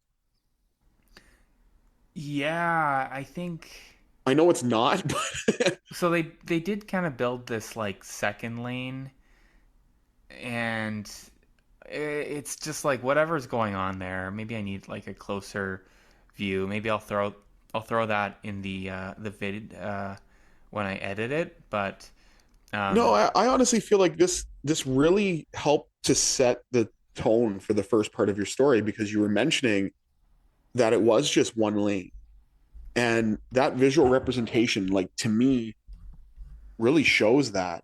And oh, you get the color of the water where it's gray, so it looks like, it's a cloudy, foggy day. It's just, I'm not a visual person, obviously, but that was very striking to me right off the bat. Was just seeing that, oh my god, this literally looks like just this narrow strip of nothing yeah, in the middle. And I can understand completely why even a sighted person would, potentially not realize that they're no longer driving straight, or they might be panicked. Like, I feel like if I was sighted and I went on this for the first time, I'd probably have a panic attack, because I'd be like, all right, I don't feel like I can go across this, because it just does seem so expansive, and it does mm, seem like almost like an endless horizon. Even though you're only on the bridge for what is only 30 minutes, it could feel like a lifetime. Like, this is a weird yeah. segue, okay? Okay, let's hear But it. do you remember when we watched the Lazy Masquerade um video that he did on the childhood fears iceberg? I don't remember that episode very in depth, but go on. Okay. So one of the things that he mentioned as a childhood fear, and this is what it reminded me of, is that first time you look up into the sky and just realize that it's endless, and imagine yourself just Oh, falling from the sky, continuously, from thousands of feet in the air. And I oh, I kind of totally get that. I Okay. kind of I kind of get that from here too, and it's that middle one line, and you see it perfectly in that image that you showed. So that's why I say I'm not doing this to say to change it. It actually fit perfectly in the beginning where you put it. That was brilliant. It really was. Thanks, And man. No, it's and I've seen I got the idea to cover this because I saw a video of it online, and videos of it really are disconcerting. And I think it also piqued my interest because I myself have experienced highway hypnosis as well. I was on Highway 17, and I was with Britt, my partner as well, and I just mentioned to her because I was just looking at the horizon, and suddenly I just felt like I was seeing. This is the weirdest thing, but I felt like I was seeing like the horizon becoming like two swordfish facing each other, Oh, wow. and it was like I think like the sky mixed with the road mixed with like the mountains on either side or the trees. And I told Brett, I said, I need to pull over. I'm obviously too tired right now. I just need to take like a little rest. And I would urge everyone, if you're noticing that hint that you're too tired, take a little rest. It is not Yes. worth being tired if you're driving. If you're getting any like signs like this, or if you like, if you're closing your eyes and they're staying a bit closed for a bit too long, you cannot be on the road. You need to just take a little breather. Even if you pull over and like close your eyes for like 20 minutes, sometimes that's all you need. Um, but yeah, I know it's it's not a good feeling to be having that while you're driving. And but if you experience that on this road, like I'm sure there's I think you can pull over, but you're not escaping this weird, expansive liminal uh, lake around you. So as you said, like I know some people get panic attacks just from like a regular highway. Hmm. So imagine being on this, or if you have a fear of deep water, like uh, just I would imagine it being like quite terrifying to drive. And obviously, like some people get over it, and many people use it to commute, and it does save time. Hmm. Um, but I think, if it wasn't for the fog, it might be one of those things where it's like, okay, you get used to it. If you feel like you're panicking, you can pull over. They have police escorts there. It's Yes. mostly okay. But if that fog comes in, which I feel like if I was routinely using this road, I would have to very much be checking the weather and checking the visibility conditions, because that's terrifying if a fog Absolutely. like this rolled in. And the thing is, even for me, without the fog, um, being on a highway or walking on the shoulder by a highway for me has induced panic attacks because here in Thunder Bay, like I was involved in an auto pedestrian accident, and I mean, I'm genuinely shocked that I survived this because like in all likelihood, I shouldn't have. And Cam knows about this. There's a highway section of highway here called the Thunder Bay Expressway, and I was crossing, and I was hit by a vehicle at a crosswalk, and it was from the side. Now, the posted speed is 90 kilometers an hour. Fortunately, the car was only going 60 kilometers an hour. So I suffered a broken leg and road rash. But the thing is, to this day, if I go for a walk and I'm on the shoulder of a road or in like an area where it's busy and I hear a loud or fast moving car, I immediately freeze and start to panic. It's just something that I'm Mm. still working through. And this was back in 2013. So I can't imagine what it would be like to be on a bridge like this, where you just see this open expanse of water and, it looks like it's one lane or now it's two lanes, but still, that would be absolutely terrifying for somebody like Oh, me. 100%. And, I'm glad that you were able to walk away eventually from that accident. Like, obviously not in the moment, but, now you're I'm walking. sorry. That's a great piece of gallows humor.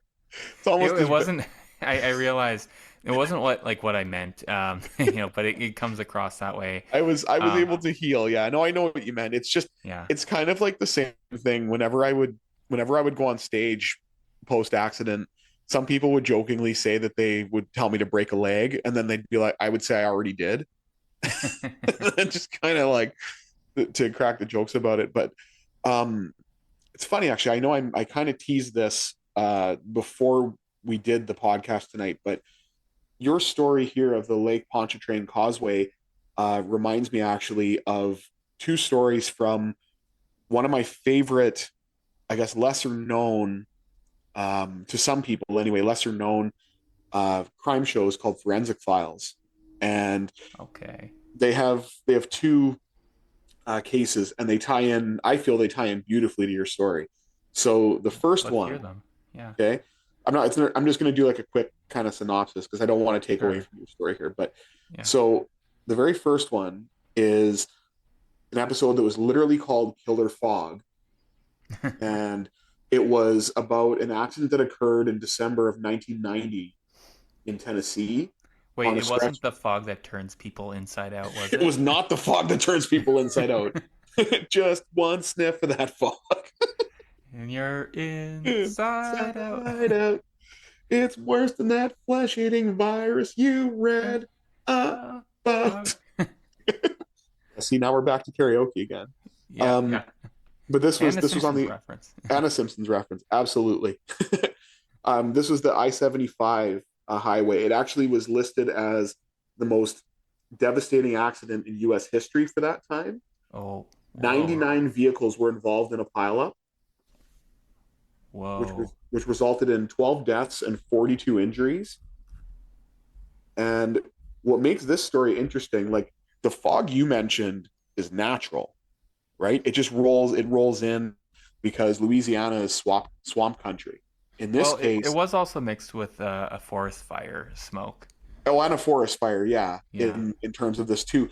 But what makes this story unique is that there was a treatment plant for a mill, the Oh. Bowater treatment plant, and they put a bunch of contaminants into these irrigation ponds that they had on the side of the highway where the accident occurred, which made Oh. any fog that what came in even worse.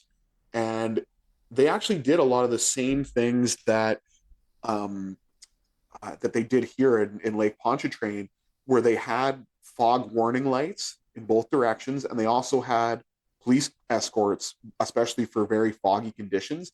But because they Hmm. hadn't had an accident, I think they had one in 1975. Then they didn't have another one until 1990. So before 1990, they thought, well, hey, we're not getting any more accidents, so let's get rid of the police patrol. And Oh, then what?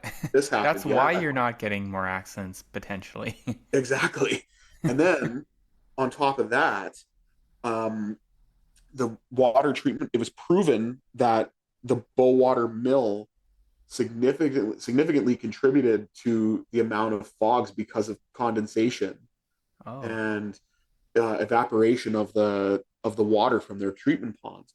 So people that were involved in the accident or their families actually wound up winning a civil lawsuit because it was proven that the fog Hmm. conditions were made significantly worse by the actions of the mill. That's pretty interesting. And like, yeah, like I would hope that now we have more environmental surveys to prevent such things. Right? 'Cause that's tragic. It really is. And like one of the stories that got me the most was there was a man that came upon the scene and he saw a motorhome that was on fire, and he was able to rescue a child Oh, and geez. the father, and he went back to try to rescue the mother, but unfortunately she burned to death as Oh my God. one of the victims. Yeah. That's So horrible. right. So that's why I say when I read your story, that was the first thing I thought of. At first, I thought it was actually the same one before I fully got into it, but it just Hmm. shows you, that whether it's environmental or something like a forest fire, or in this case, the actions of a corporation, you know, something as simple as fog is, can just be lethal. Um, 100%. and then the other thing I'd seen a few times throughout your story here is that there were incidents involving the fog where, at least one from what I saw, that a barge had struck the causeway, from what I Yes. understand. Is that right? Yeah. Yeah, there was. I mentioned at least two barge incidents. I don't know, like, yeah, like these barges were just like, causing major issues, especially that other story with the bus that plunged into the water. And Yes, um, did this trigger another memory of another story, Miller? it did. It absolutely did. Hmm. I originally thought that this story was in Louisiana, but it's actually in Alabama. But Okay. it's a very well known story, aside from my geography. But it's a very well known story. Do you know about the train company Amtrak? I do a little bit, yeah. Okay, okay. So passing knowledge, which is all you need. So in September of 1993, there was an incident where a tugboat had made a wrong turn where they were supposed to go down the Mobile River in Alabama, and they went into this other area called Bayou Canot, and Oh, they took a wrong turn they took a wrong into turn. the Yeah, bad bayou. right. I mean, Ding it's ding Bayou ding Canot. ding Like you ding ding. cannot go there. Um, so when he went into Bayou Canot, it turns out that the pilot of the tugboat was not trained how to properly read radar. Oh, Okay, that's problem number one. Number two, they had no maps of the area or compass on board the boat whatsoever. Just the radar, with this guy couldn't, which this guy was not shown how to read. oh, so they were flying blind They were basically. flying blind. It was as if I was piloting the tugboat, but thankfully I was a kid back then, so I wasn't. But Yeah.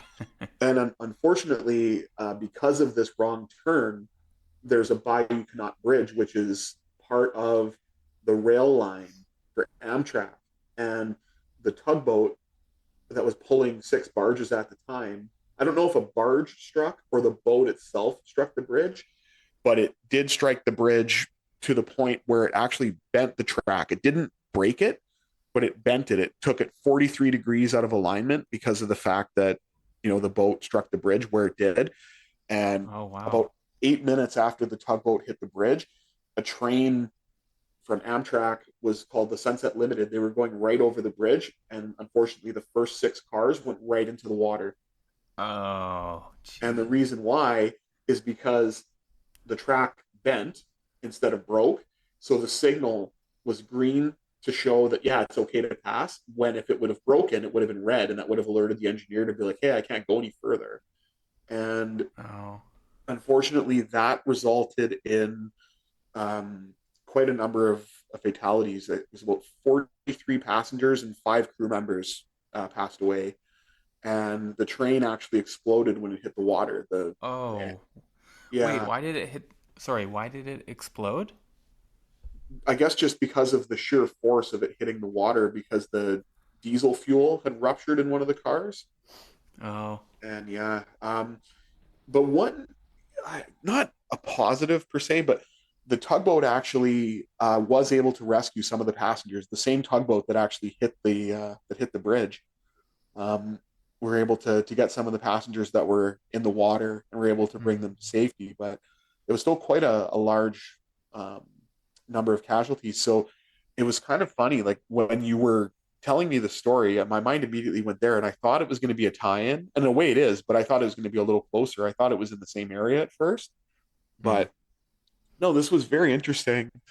And one of the things that I can't help but think, and if we could ever find any information on this, because there were so many tragedies here for Lake Ponchartrain, the Causeway, you have, 168 vehicle pileup. You had people who drowned. You have, you know, um, the rest of the accidents with the barges. It makes me wonder, if there's any type of spiritual energy there, and if Hmm. you may see spirits of victims of these accidents. Because another thing it makes me think of, and this is actually a story I really want to cover because it has a paranormal aspect to it too. Okay. During the 1950s, kind of when air travel first became commercially popular, like not the way it Hmm. is now, but almost viewed as like a luxury. Um, they used to have sightseeing tours that you would fly over the Grand Canyon. Oh, cool. Yeah, and then it didn't work so well when they had this thing. They still actually have it today, but it's a lot more sophisticated.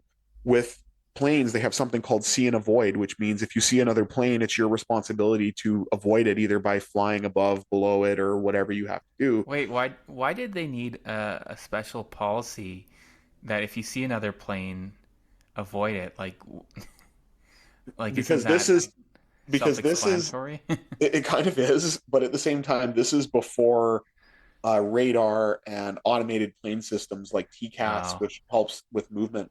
So what happened, unfortunately, is because they didn't have anything in place really telling the plane where to go, one plane got into the path of another one and couldn't react in time, and they actually smashed into each other like right above the Grand Canyon. One plane Oh, hit another plane's tail, and they both crashed. that's the So, worst place for that because if there were like any survivors, like try getting down there. right, that's the thing. They had a hard time even recovering the bodies. I don't think they ever found everybody because one plane, from what I remember, hit the floor of the canyon, and then another one landed, like flew on a little bit more, and then landed on a ridge that was above and further away from where the first plane hit. And the reason why I say there's paranormal activity is because witnesses that have gone to the Grand Canyon National Park in Arizona had said that they had seen spirit activity Hmm. roughly where the planes had hit. So I'm just very curious if something like, the Lake Ponchartrain Causeway has anything like that, because obviously it's it's a place tied to tragic events, and you have to think there probably are some level of restless spirits there, I would assume anyway, just based on what's happened to all these people who unfortunately either drown or were involved in an accident or what have you. Yeah, so maybe this is something where I make a part two on the lake. Like I Yeah. opted to kind of choose the focus for this story to be more the causeway, and I don't think there's a ton of stories about hauntings on the causeway itself. Although I think there might be some. But Okay. learning about the lake and the area was actually like quite fascinating because there have been bodies found, in the area, like on the lake. There's even like a history of like not very, like in a different area of the lake, there's like a whole submerged, like abandoned town there, which is Oh, interesting. wow. Yeah, like I could definitely make this into a future story for sure. Definitely. And then there's another one about this like legend about this like a voodoo witch in Hmm. the area that was in one community like that was like situated by the lake. And I was like, this is getting going into some interesting places, but is this I'm sure there's a lot of interesting stuff that has happened on this lake. Maybe I'll stay focused. But all of it was like, pretty fascinating. And it's definitely something that I kind of flagged for maybe a good story later on as well. Awesome. That's kind of why I wanted to bring that up, just because I feel that there's a wealth of information that you could gather from that, and then maybe do a part two on the paranormal aspect, because Hmm. this is really interesting too. And it's like the combination of natural elements, um, and I could understand too with drivers, maybe some of them may be impatient as well, or if you're driving, because there are people here, like we here in Thunder Bay, like it's unfortunate that people do this, but a lot of people don't drive for the weather. What I mean by that is if Hmm. it's, say, really icy or a snowfall, you'll still see people driving the speed limit or, beyond the speed limit, even though they shouldn't. And it makes you Yeah. wonder if, okay, maybe this accident could have been triggered by somebody who's like, oh shit, I'm late. I've got to get to work. I know it's foggy, but, I know the speed limit says 50 and I'm driving 50 and the roads are bad. But, we have people in this kind of instant gratification culture that we live in that are just very, I got to get there now. I've got to do this now. And it could have potentially triggered accidents like this. Not saying that is the case, but it's something that makes me kind of sit back and ponder, because you always wonder, like, what Yeah. is the chain reaction of that? The fog is a catalyst, definitely, but what was the first car that started an accident that involved 168 vehicles, right? Like it's insane. Well, yeah, and even once there was a bit of a pileup, is there would there have been any way to prevent it from getting worse? Like, could you have Yes.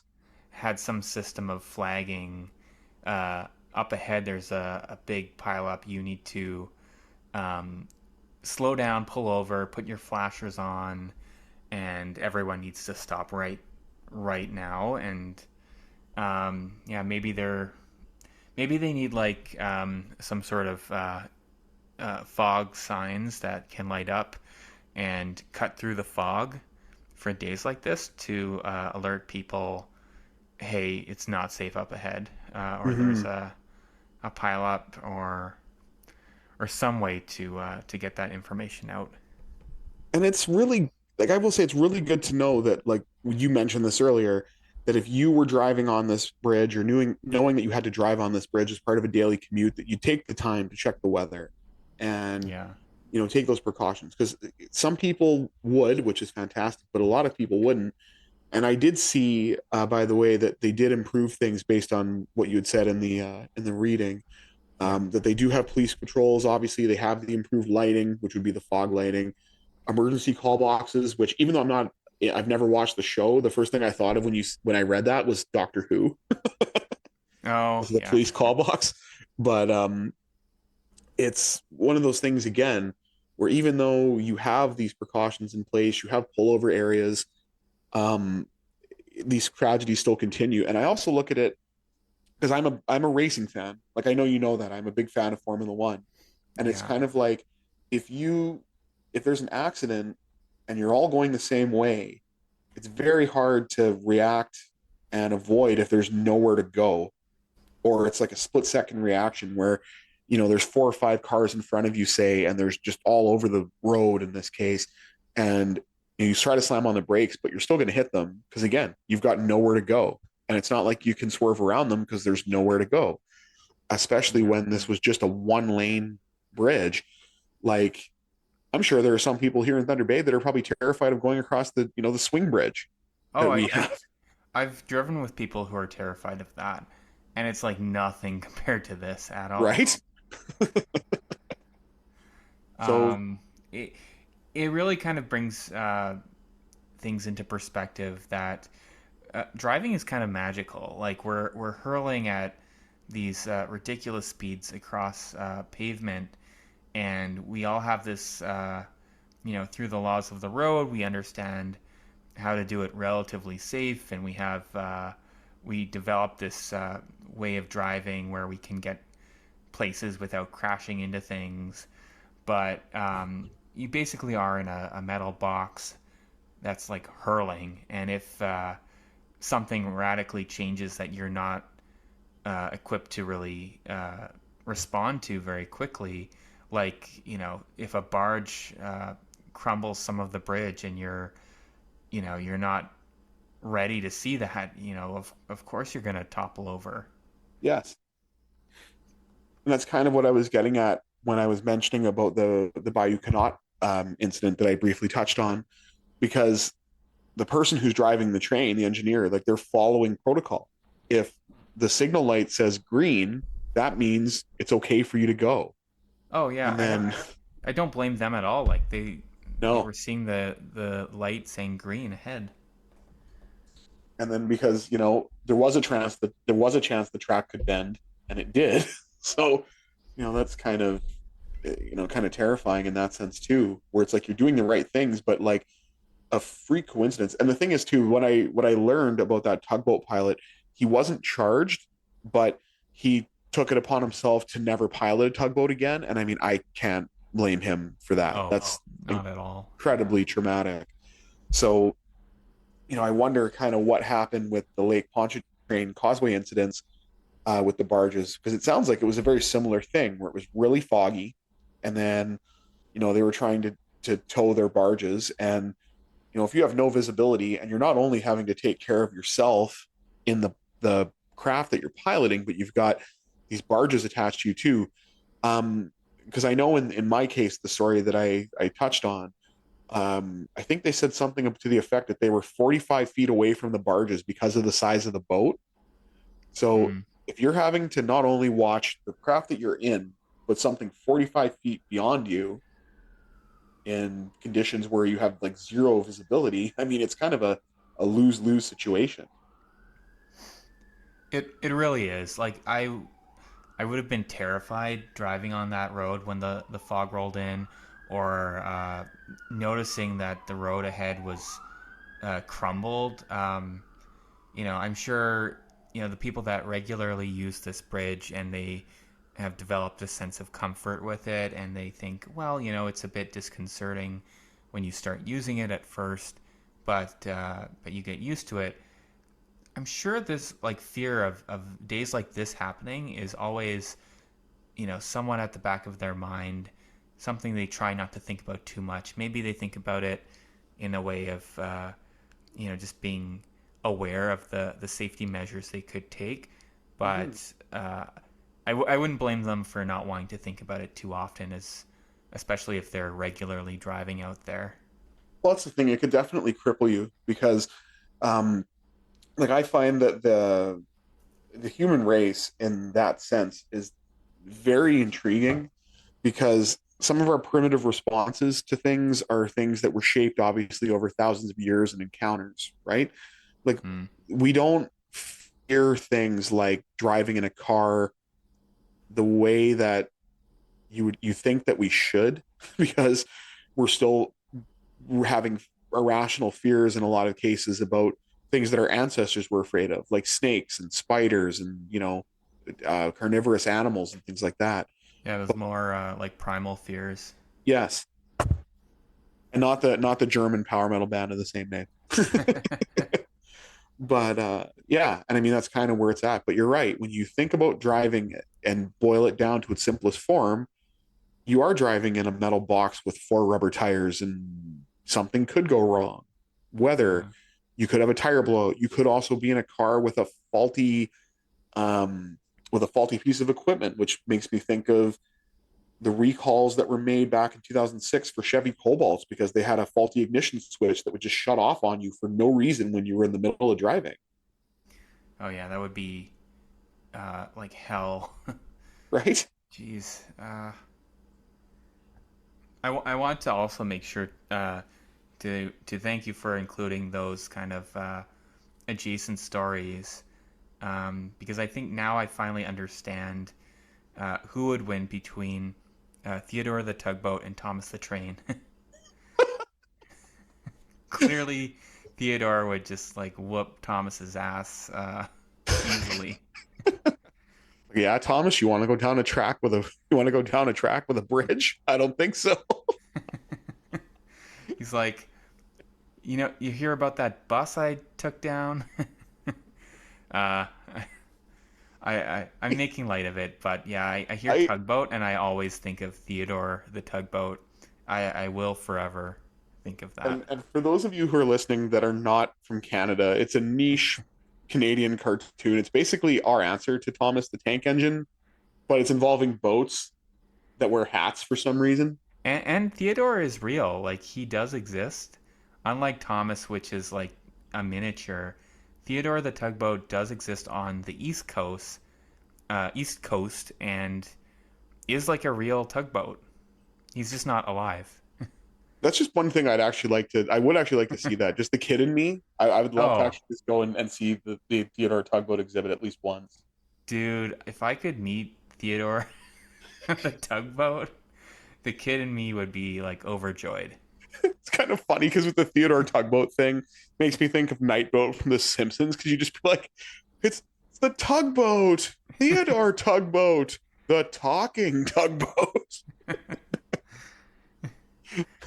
It's like, oh, Theodore, he's driving over to that island, but it's actually a peninsula. Or Oh wait, how yeah, did that go? Like oh yeah, it was. every episode of the Night Boat had like water related stuff, That's or what it was. Yeah. Oh no, he's headed for land. Oh look, a canal. oh, a canal.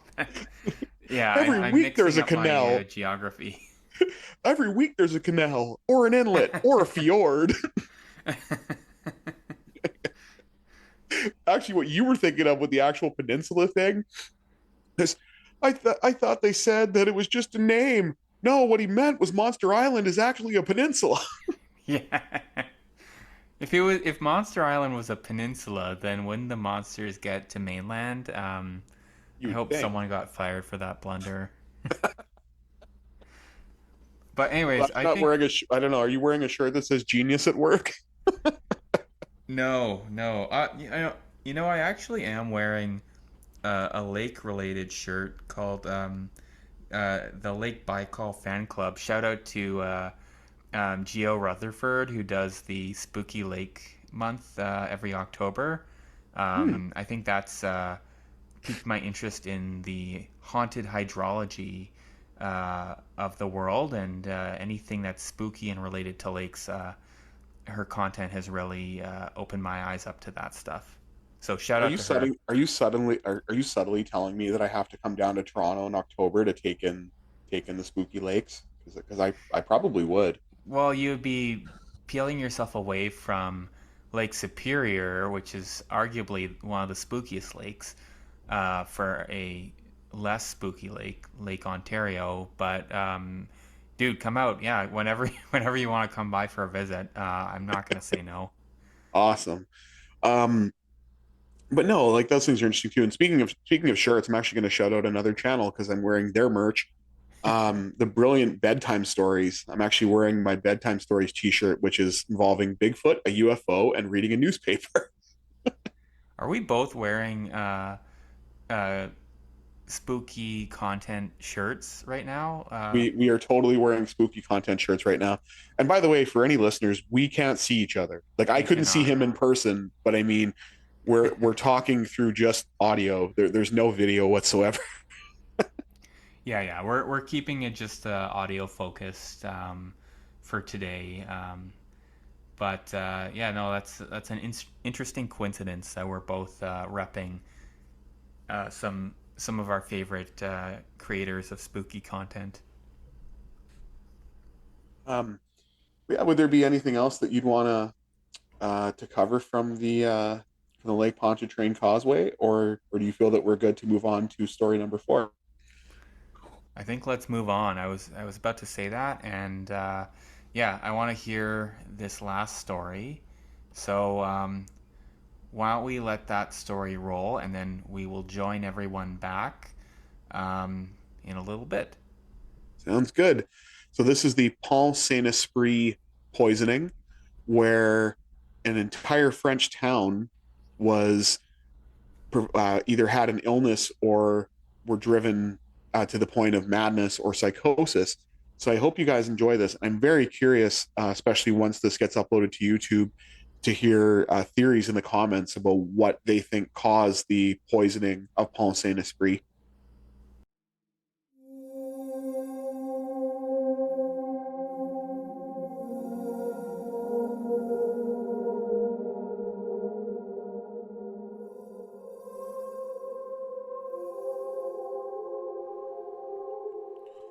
Pont Saint Esprit is a small, quiet village located in southern France.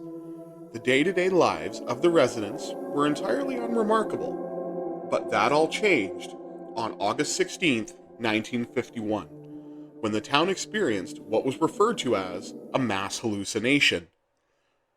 Two bakers served the town's residents with bread without incident until the aforementioned summer of 1951. That summer was unusually wet, resulting in low yield of rye crops. In August, one of the bakers received some unusual looking flour, which was gray in color. The government was strictly controlling flour distribution at that time, which left the baker with no choice but to bake bread with the oddly colored flour. Unfortunately, this bread was a ticking time bomb. 48 hours after the baker had sold his bread, roughly 300 villagers became violently ill, with symptoms of nausea, vomiting, and days of insomnia. However, a few villagers experienced something altogether different, in the form of hallucinations and convulsions, along with swollen, and in some cases, gangrenous limbs, accompanied by a feeling of burning pain. Hallucinations reported at the time included residents believing that they were being eaten by tigers, while others saw fellow villagers with grinning skulls for heads instead of their faces. Those affected by these terrifying hallucinations would go to extreme lengths to rid themselves of these terrifying visions, ranging from hiding under their bed sheets to leaping out their windows in order to get some form of relief. A villager named Gabriel Valadaire reportedly screamed, "I am dead! My head is made of copper, and I have snakes in my stomach, and they are burning me!" before attempting to throw himself into the river. 5 Pont-Saint-Esprit residents, including an otherwise healthy 25-year-old man, died during this 48-hour period. At the time, the leading theory as to the outbreak was traced back to a gray-colored flour used to make bread on that August day, because it was thought to have contained ergot. Ergot is a fungus that grows on rye flour during favorable conditions, namely a cold winter followed by a wet growing season, the exact conditions in 1951. This is a plausible explanation, as the active ingredient in ergot is lysergic acid, later synthesized to create LSD. While the ergot theory is plausible, it is by no means definitive. In fact, it has been challenged in recent years, with suggestions of nitrogen trichloride used in the dyeing of flour process, mercury poisoning, or, most prominently, biological weapons testing, in the form of the aforementioned LSD by the CIA. The LSD theory gained traction in 2009 when an American investigative journalist named Hank Albarelli received a classified document directly mentioning the Pont-Saint-Esprit incident. Albarelli strongly believes that the CIA intentionally buried the files pertaining to the Pont-Saint-Esprit incident because they were secretly dosing townspeople with LSD to study its effects as a potential biological weapon. The source of the outbreak was the Roch Brenad Bakery, which Albarelli believes could have had the LSD put into bread. Keep in mind that during the 1950s, American and British scientists were experimenting with LSD, as there was conflict in Korea along with the escalating Cold War tensions. Adding to this, Albarelli claims to have a set of 1949 documents from a facility called the Edgewood Arsenal, where the U.S. government conducted multiple LSD experiments. Within these documents, there is an alleged statement that reads, "The Army should do everything possible to launch field experiments using this drug." And, just as in my first story, I would like to end this with some questions for our listeners. What do you think drove an entire town mad? Do you agree with the ergot explanation? Was it the chemicals used to dye the bread? Or was it mercury? Was the CIA involved? If not, do you have a theory of your own? Okay, we are back from the Pont-Saint-Esprit poisoning story. What a story, dude. I'd also be curious to see what the theories are, because that would have been horrifying. I think of that movie, The Crazies, where everyone started basically losing their mind. I actually saw the remake from the 2000s, but it's based on a George A. Romero movie. And Makes it me wonder if kind he of got feels like, inspiration from that. yeah, like maybe it was inspiration, because it sounds like that's what this would have been. Like everyone suddenly is confused and terrified, and like it sounds like the hallucinations were like not very chill at all. No. Like, grinning skulls for heads, and like I don't even know how your brain goes to a place like, thinking that you're dead. So I guess you're undead. Your head is made of copper of all things. Like, what is it, a penny? Right? and your snakes, your intestines and your stomach have become snakes, but they're fire snakes. That's the thing. It was a very descriptive hallucination that this man had. And I mean, I got it from my source, but I also wonder too, like, he obviously was saying that in French, so I'm wondering if it was a potential issue with translation. But Oh, still, it by the way, shout out to your narration of that. I love that. I definitely could pick up the subtle French accent and the terror, and you kind of read it as if you were annoyed as well, that you were dead and the snakes were burning you. well, I mean, I tried to put myself in the moment. Um, oh God, there's a subtle French accent. Cat's probably going to tear me apart for that one, but, but we'll see. It's very subtle, like it's barely there, but Okay, yeah. Um, okay. Maybe that was my ear, like wanting I to hear that. But well, sorry, I I cut no, in. What were it's you gonna okay. say? It's okay, man. No worries. I honestly, I was gonna say like I enjoyed doing that part because I tried to take inspiration from you, um, from the from your teacher story, a few episodes back, and like Yeah. how you made that distinct differentiation between the child and the teacher, and I'm like, you know what? No, this is actually like a thing where it's a direct quote. This is happening to this man. So I really tried to take the inspiration from what you did, and then kind of just put my own spin on it with with that part of the narration. So I really appreciate the kind words, and that I'm glad that it worked out the way that it did. But again, this is another story. Actually, both of my stories are from the same show, from Twisted but True. Um, Dark Matters. Dark Matters, yeah, Twisted but Yeah. True. And like the reenactment for this was kind of cheesy. I'm not gonna lie. They showed like a guy's face in the mirror, and you could see the grinning skull, and then all of a sudden his face just completely burned away. And it had this like ridiculous sound effect where a guy's like, "Ah!" So See, now I'm kind of picturing. There's a Family Guy episode where they're parodying Poltergeist, and Peter's like ripping his face away the way the guy from Poltergeist did, and then mhm. I think it's like Hank Hill underneath, and he's like, "Whoa!" And then I couldn't help it because I took this word directly from the source, and it said gangrenous limbs. So the first thing I thought of was that whole thing with the Simpsons and Fort Springfield. We're sick. We need leeches and hacksaws to saw for their gangrenous limbs. Uh, and I mean, I'm not trying to poke fun at this because this would absolutely be terrifying if you're experiencing it, Oh, or even if, 100%. or even if you were a tourist. Like, imagine if you were in Pont-Saint-Esprit at that time and just seeing everybody around you just acting so irrationally. And, Yeah. you know, like, for as funny as that descriptor sounds, like, I can't imagine being at a point where you're hallucinating so much that you think your only source of relief is to throw yourself into a river or throw yourself out of a window. Like, that's just crazy, man.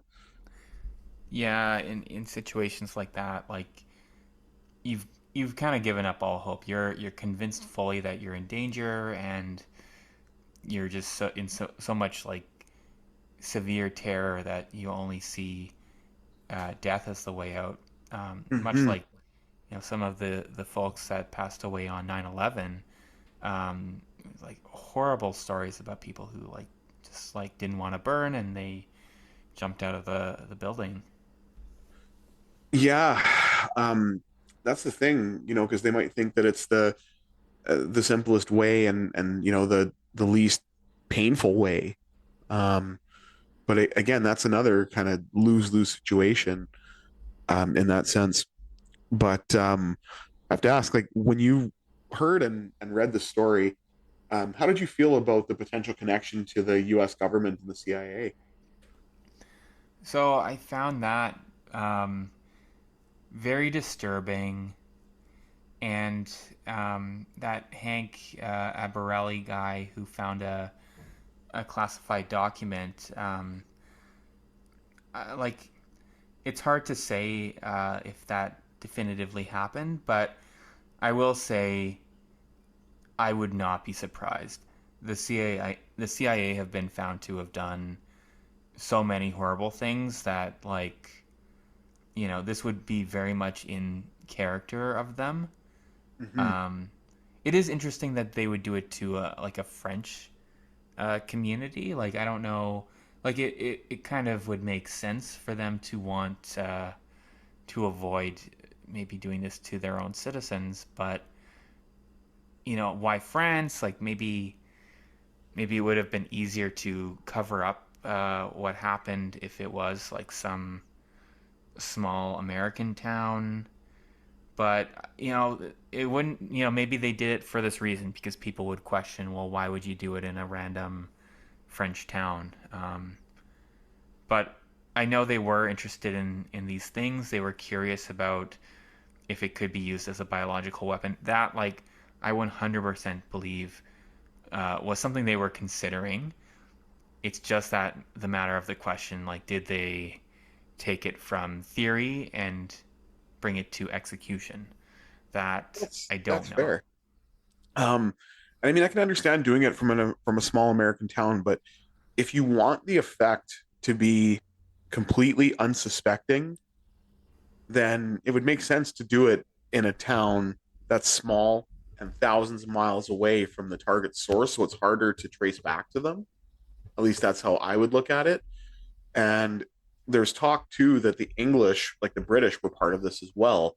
And Britain is very close to France. So it makes me wonder if even British scientists potentially were the ones that put the ergot or put the LSD in the bread to cause the mass poisoning.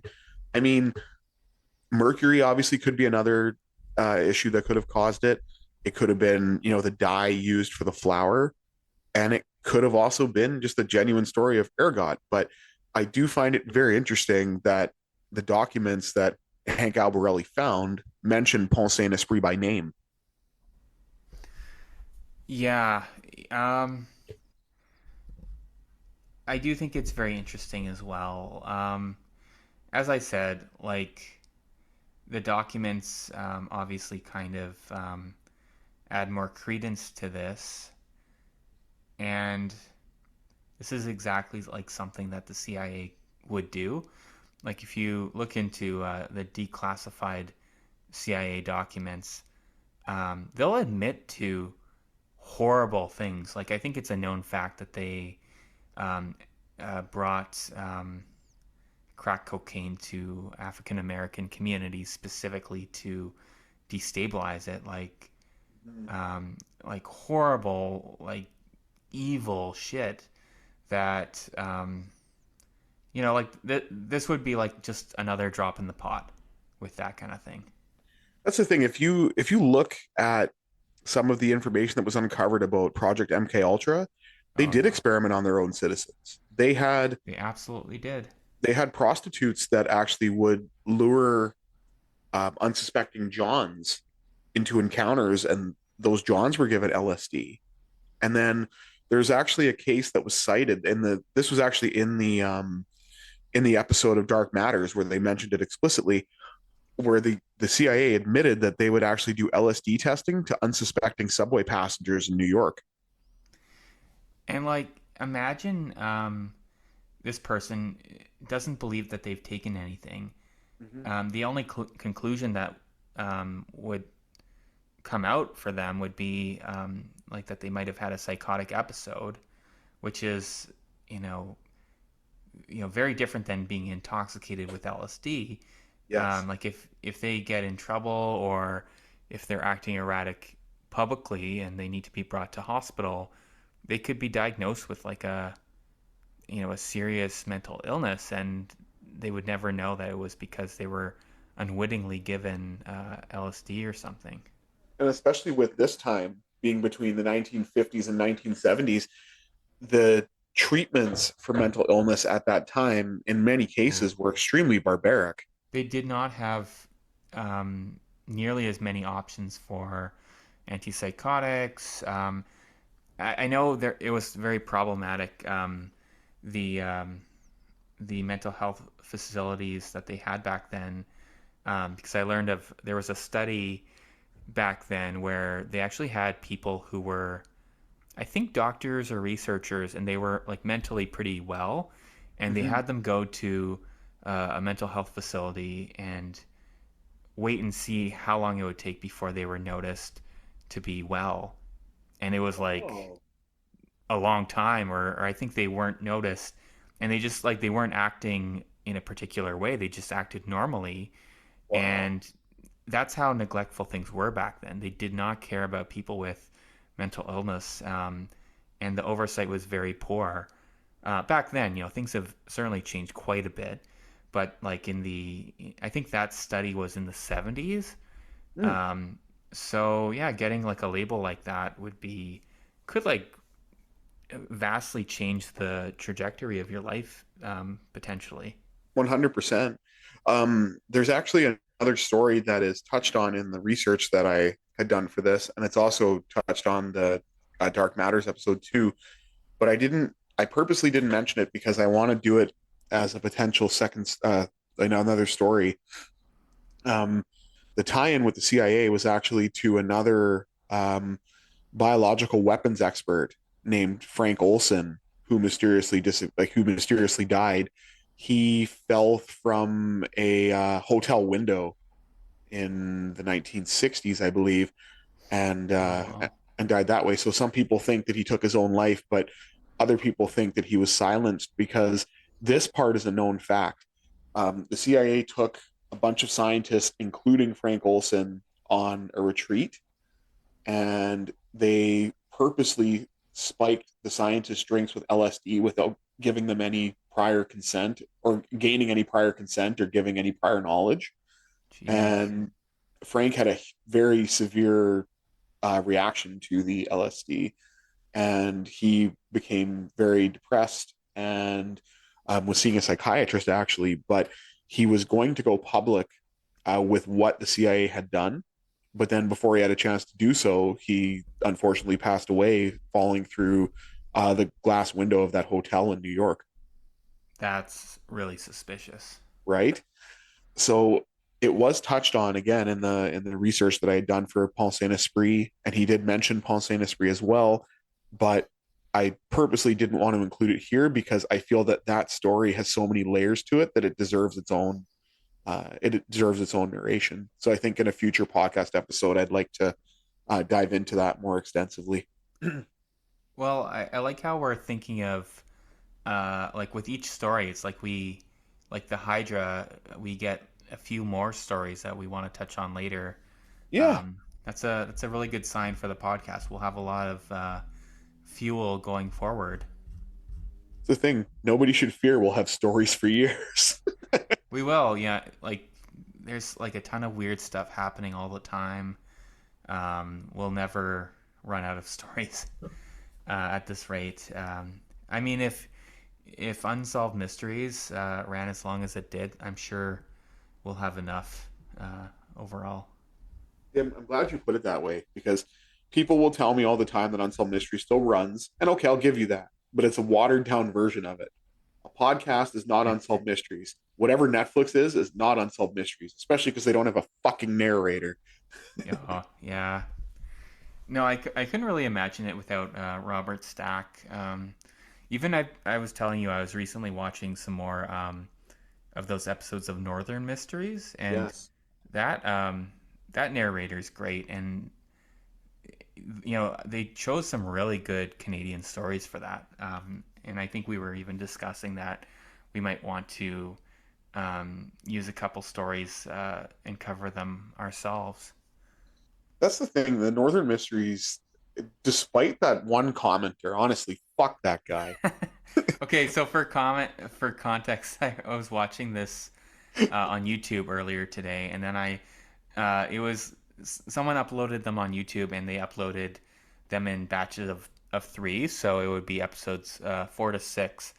And one commenter just said, "Oh, these episodes suck, not nearly as good as the other ones." And I felt very much the opposite. I thought like, "Oh, I actually am getting more into these stories that they're choosing." So It's kind of someone how I just took a went too. screenshot of that and sent it to Miller. I was like, what got into this guy's bonnet that he's so pissed off, like Right? super pissed about for whatever reason about these stories that I he say was like so nobody negative gives a about shit it. about your opinion. You're probably not even Canadian, number one. And number two, if you don't like the later episodes, just keep your mouth shut or get away from your keyboard and just don't watch anymore. Yeah, like if you can't say anything nice, don't say anything at all. It's right. Although I'm kind of not taking my own advice because I shit all over this commenter, but I have a right to be pissed off. That show's great. Well, yeah, I mean, like I just didn't understand the specific hate for that one. Like I was like, okay, I why? Like And the thing is, like, the way that I view Northern Mysteries, because I've gone through the entire series numerous times because I've really enjoyed it. Like I remember telling you the very first story that I had seen from them was their take on the Donnelly massacre, which ironically ties into your story about Balacroy. I Um, know all the connections, like right? Right? We've got everything's this like crazy thread going on. Like we're totally like an underground network of mushrooms or something. Like just threads like a everywhere. like a hyphae connecting us, much like ergot. Holy shit, that's a crazy time. I also um, went back. I found the comment. It said, "What a garbage group of episodes. Episodes 1 to 4 were much better."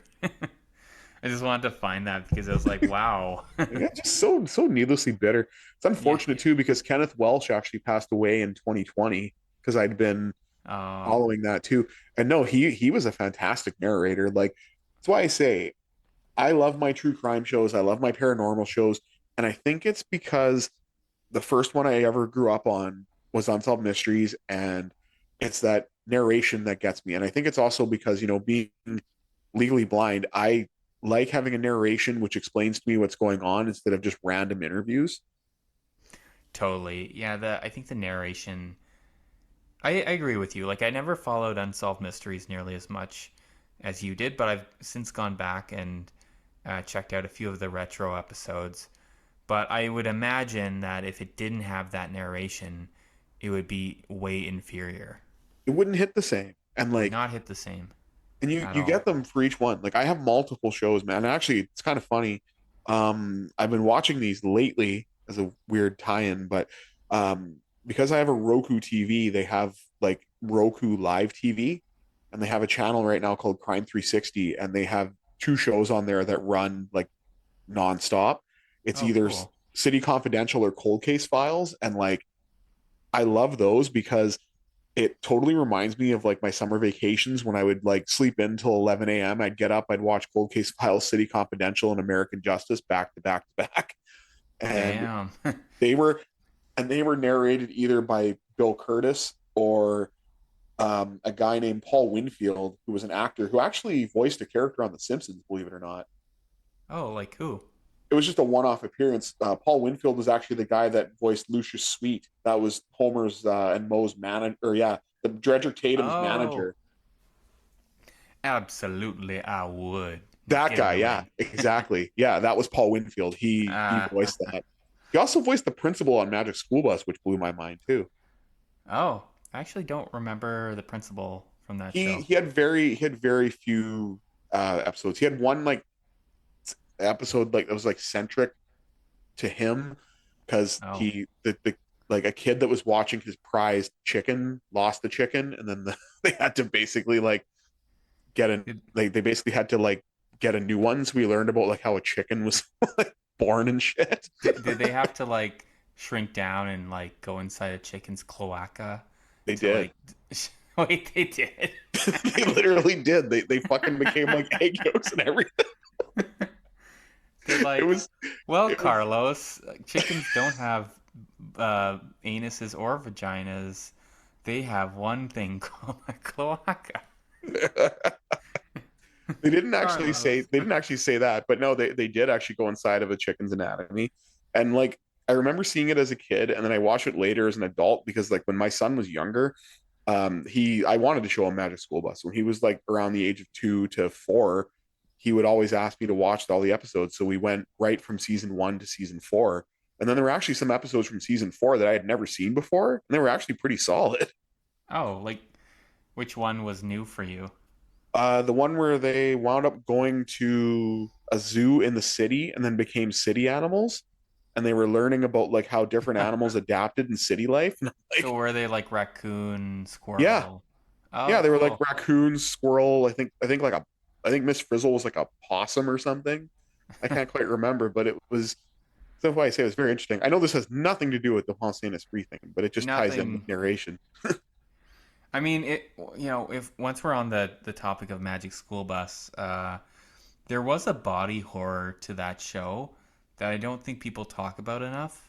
Mm, Like I was very concerned when okay, sorry, this is a bit of an aside, that's but fine. I'm gonna tell everyone my theory about the Magic School Bus because there was an episode where they went to all the planets, and then when they got to Pluto, which was a planet back in the 90s, it isn't anymore, Still but it should be was a back planet. then. Um, Arnold, the redheaded character, got so frustrated that he like took off his helmet in space, and it shows his face like crystallize into ice, and then it like immediately cuts to black, and then it just as a kid I'm like, so did he die? And then it does cut to him having a cold and having like a red nose and sniffling in the classroom. And my headcanon for that is that he did die, and then Miss Frizzle, through the magic of the school bus, used her like magic technology to like wipe everyone's memory, cloned Arnold, and then like brought him back to life as a clone. And then was like, everything's fine. Nobody died at that field trip. He's okay.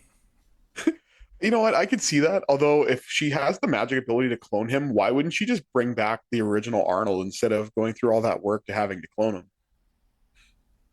Well, I mean, maybe he died and she brought him back. That could work too. That could work. That dude was actually pretty badass. Like, I know he hated going to like all the field trips, but you got to know this dude freaking got made full size and fought a T-Rex. Like, that dude's pretty nuts. See, I don't even remember that episode. What? How can you not remember the dinosaur episode? I don't know. Like I remember when they like shrunk down and went inside him because he turned orange. He was eating too many like Who's eating too many Cheetos seaweedies? or yeah, seaweedies or whatever. Yeah. Was he orange or was he? No, he Yeah, was orange. He was orange. because No, it you were was right. inside it was orange and outside it was He was green. green because he had way too much keratin.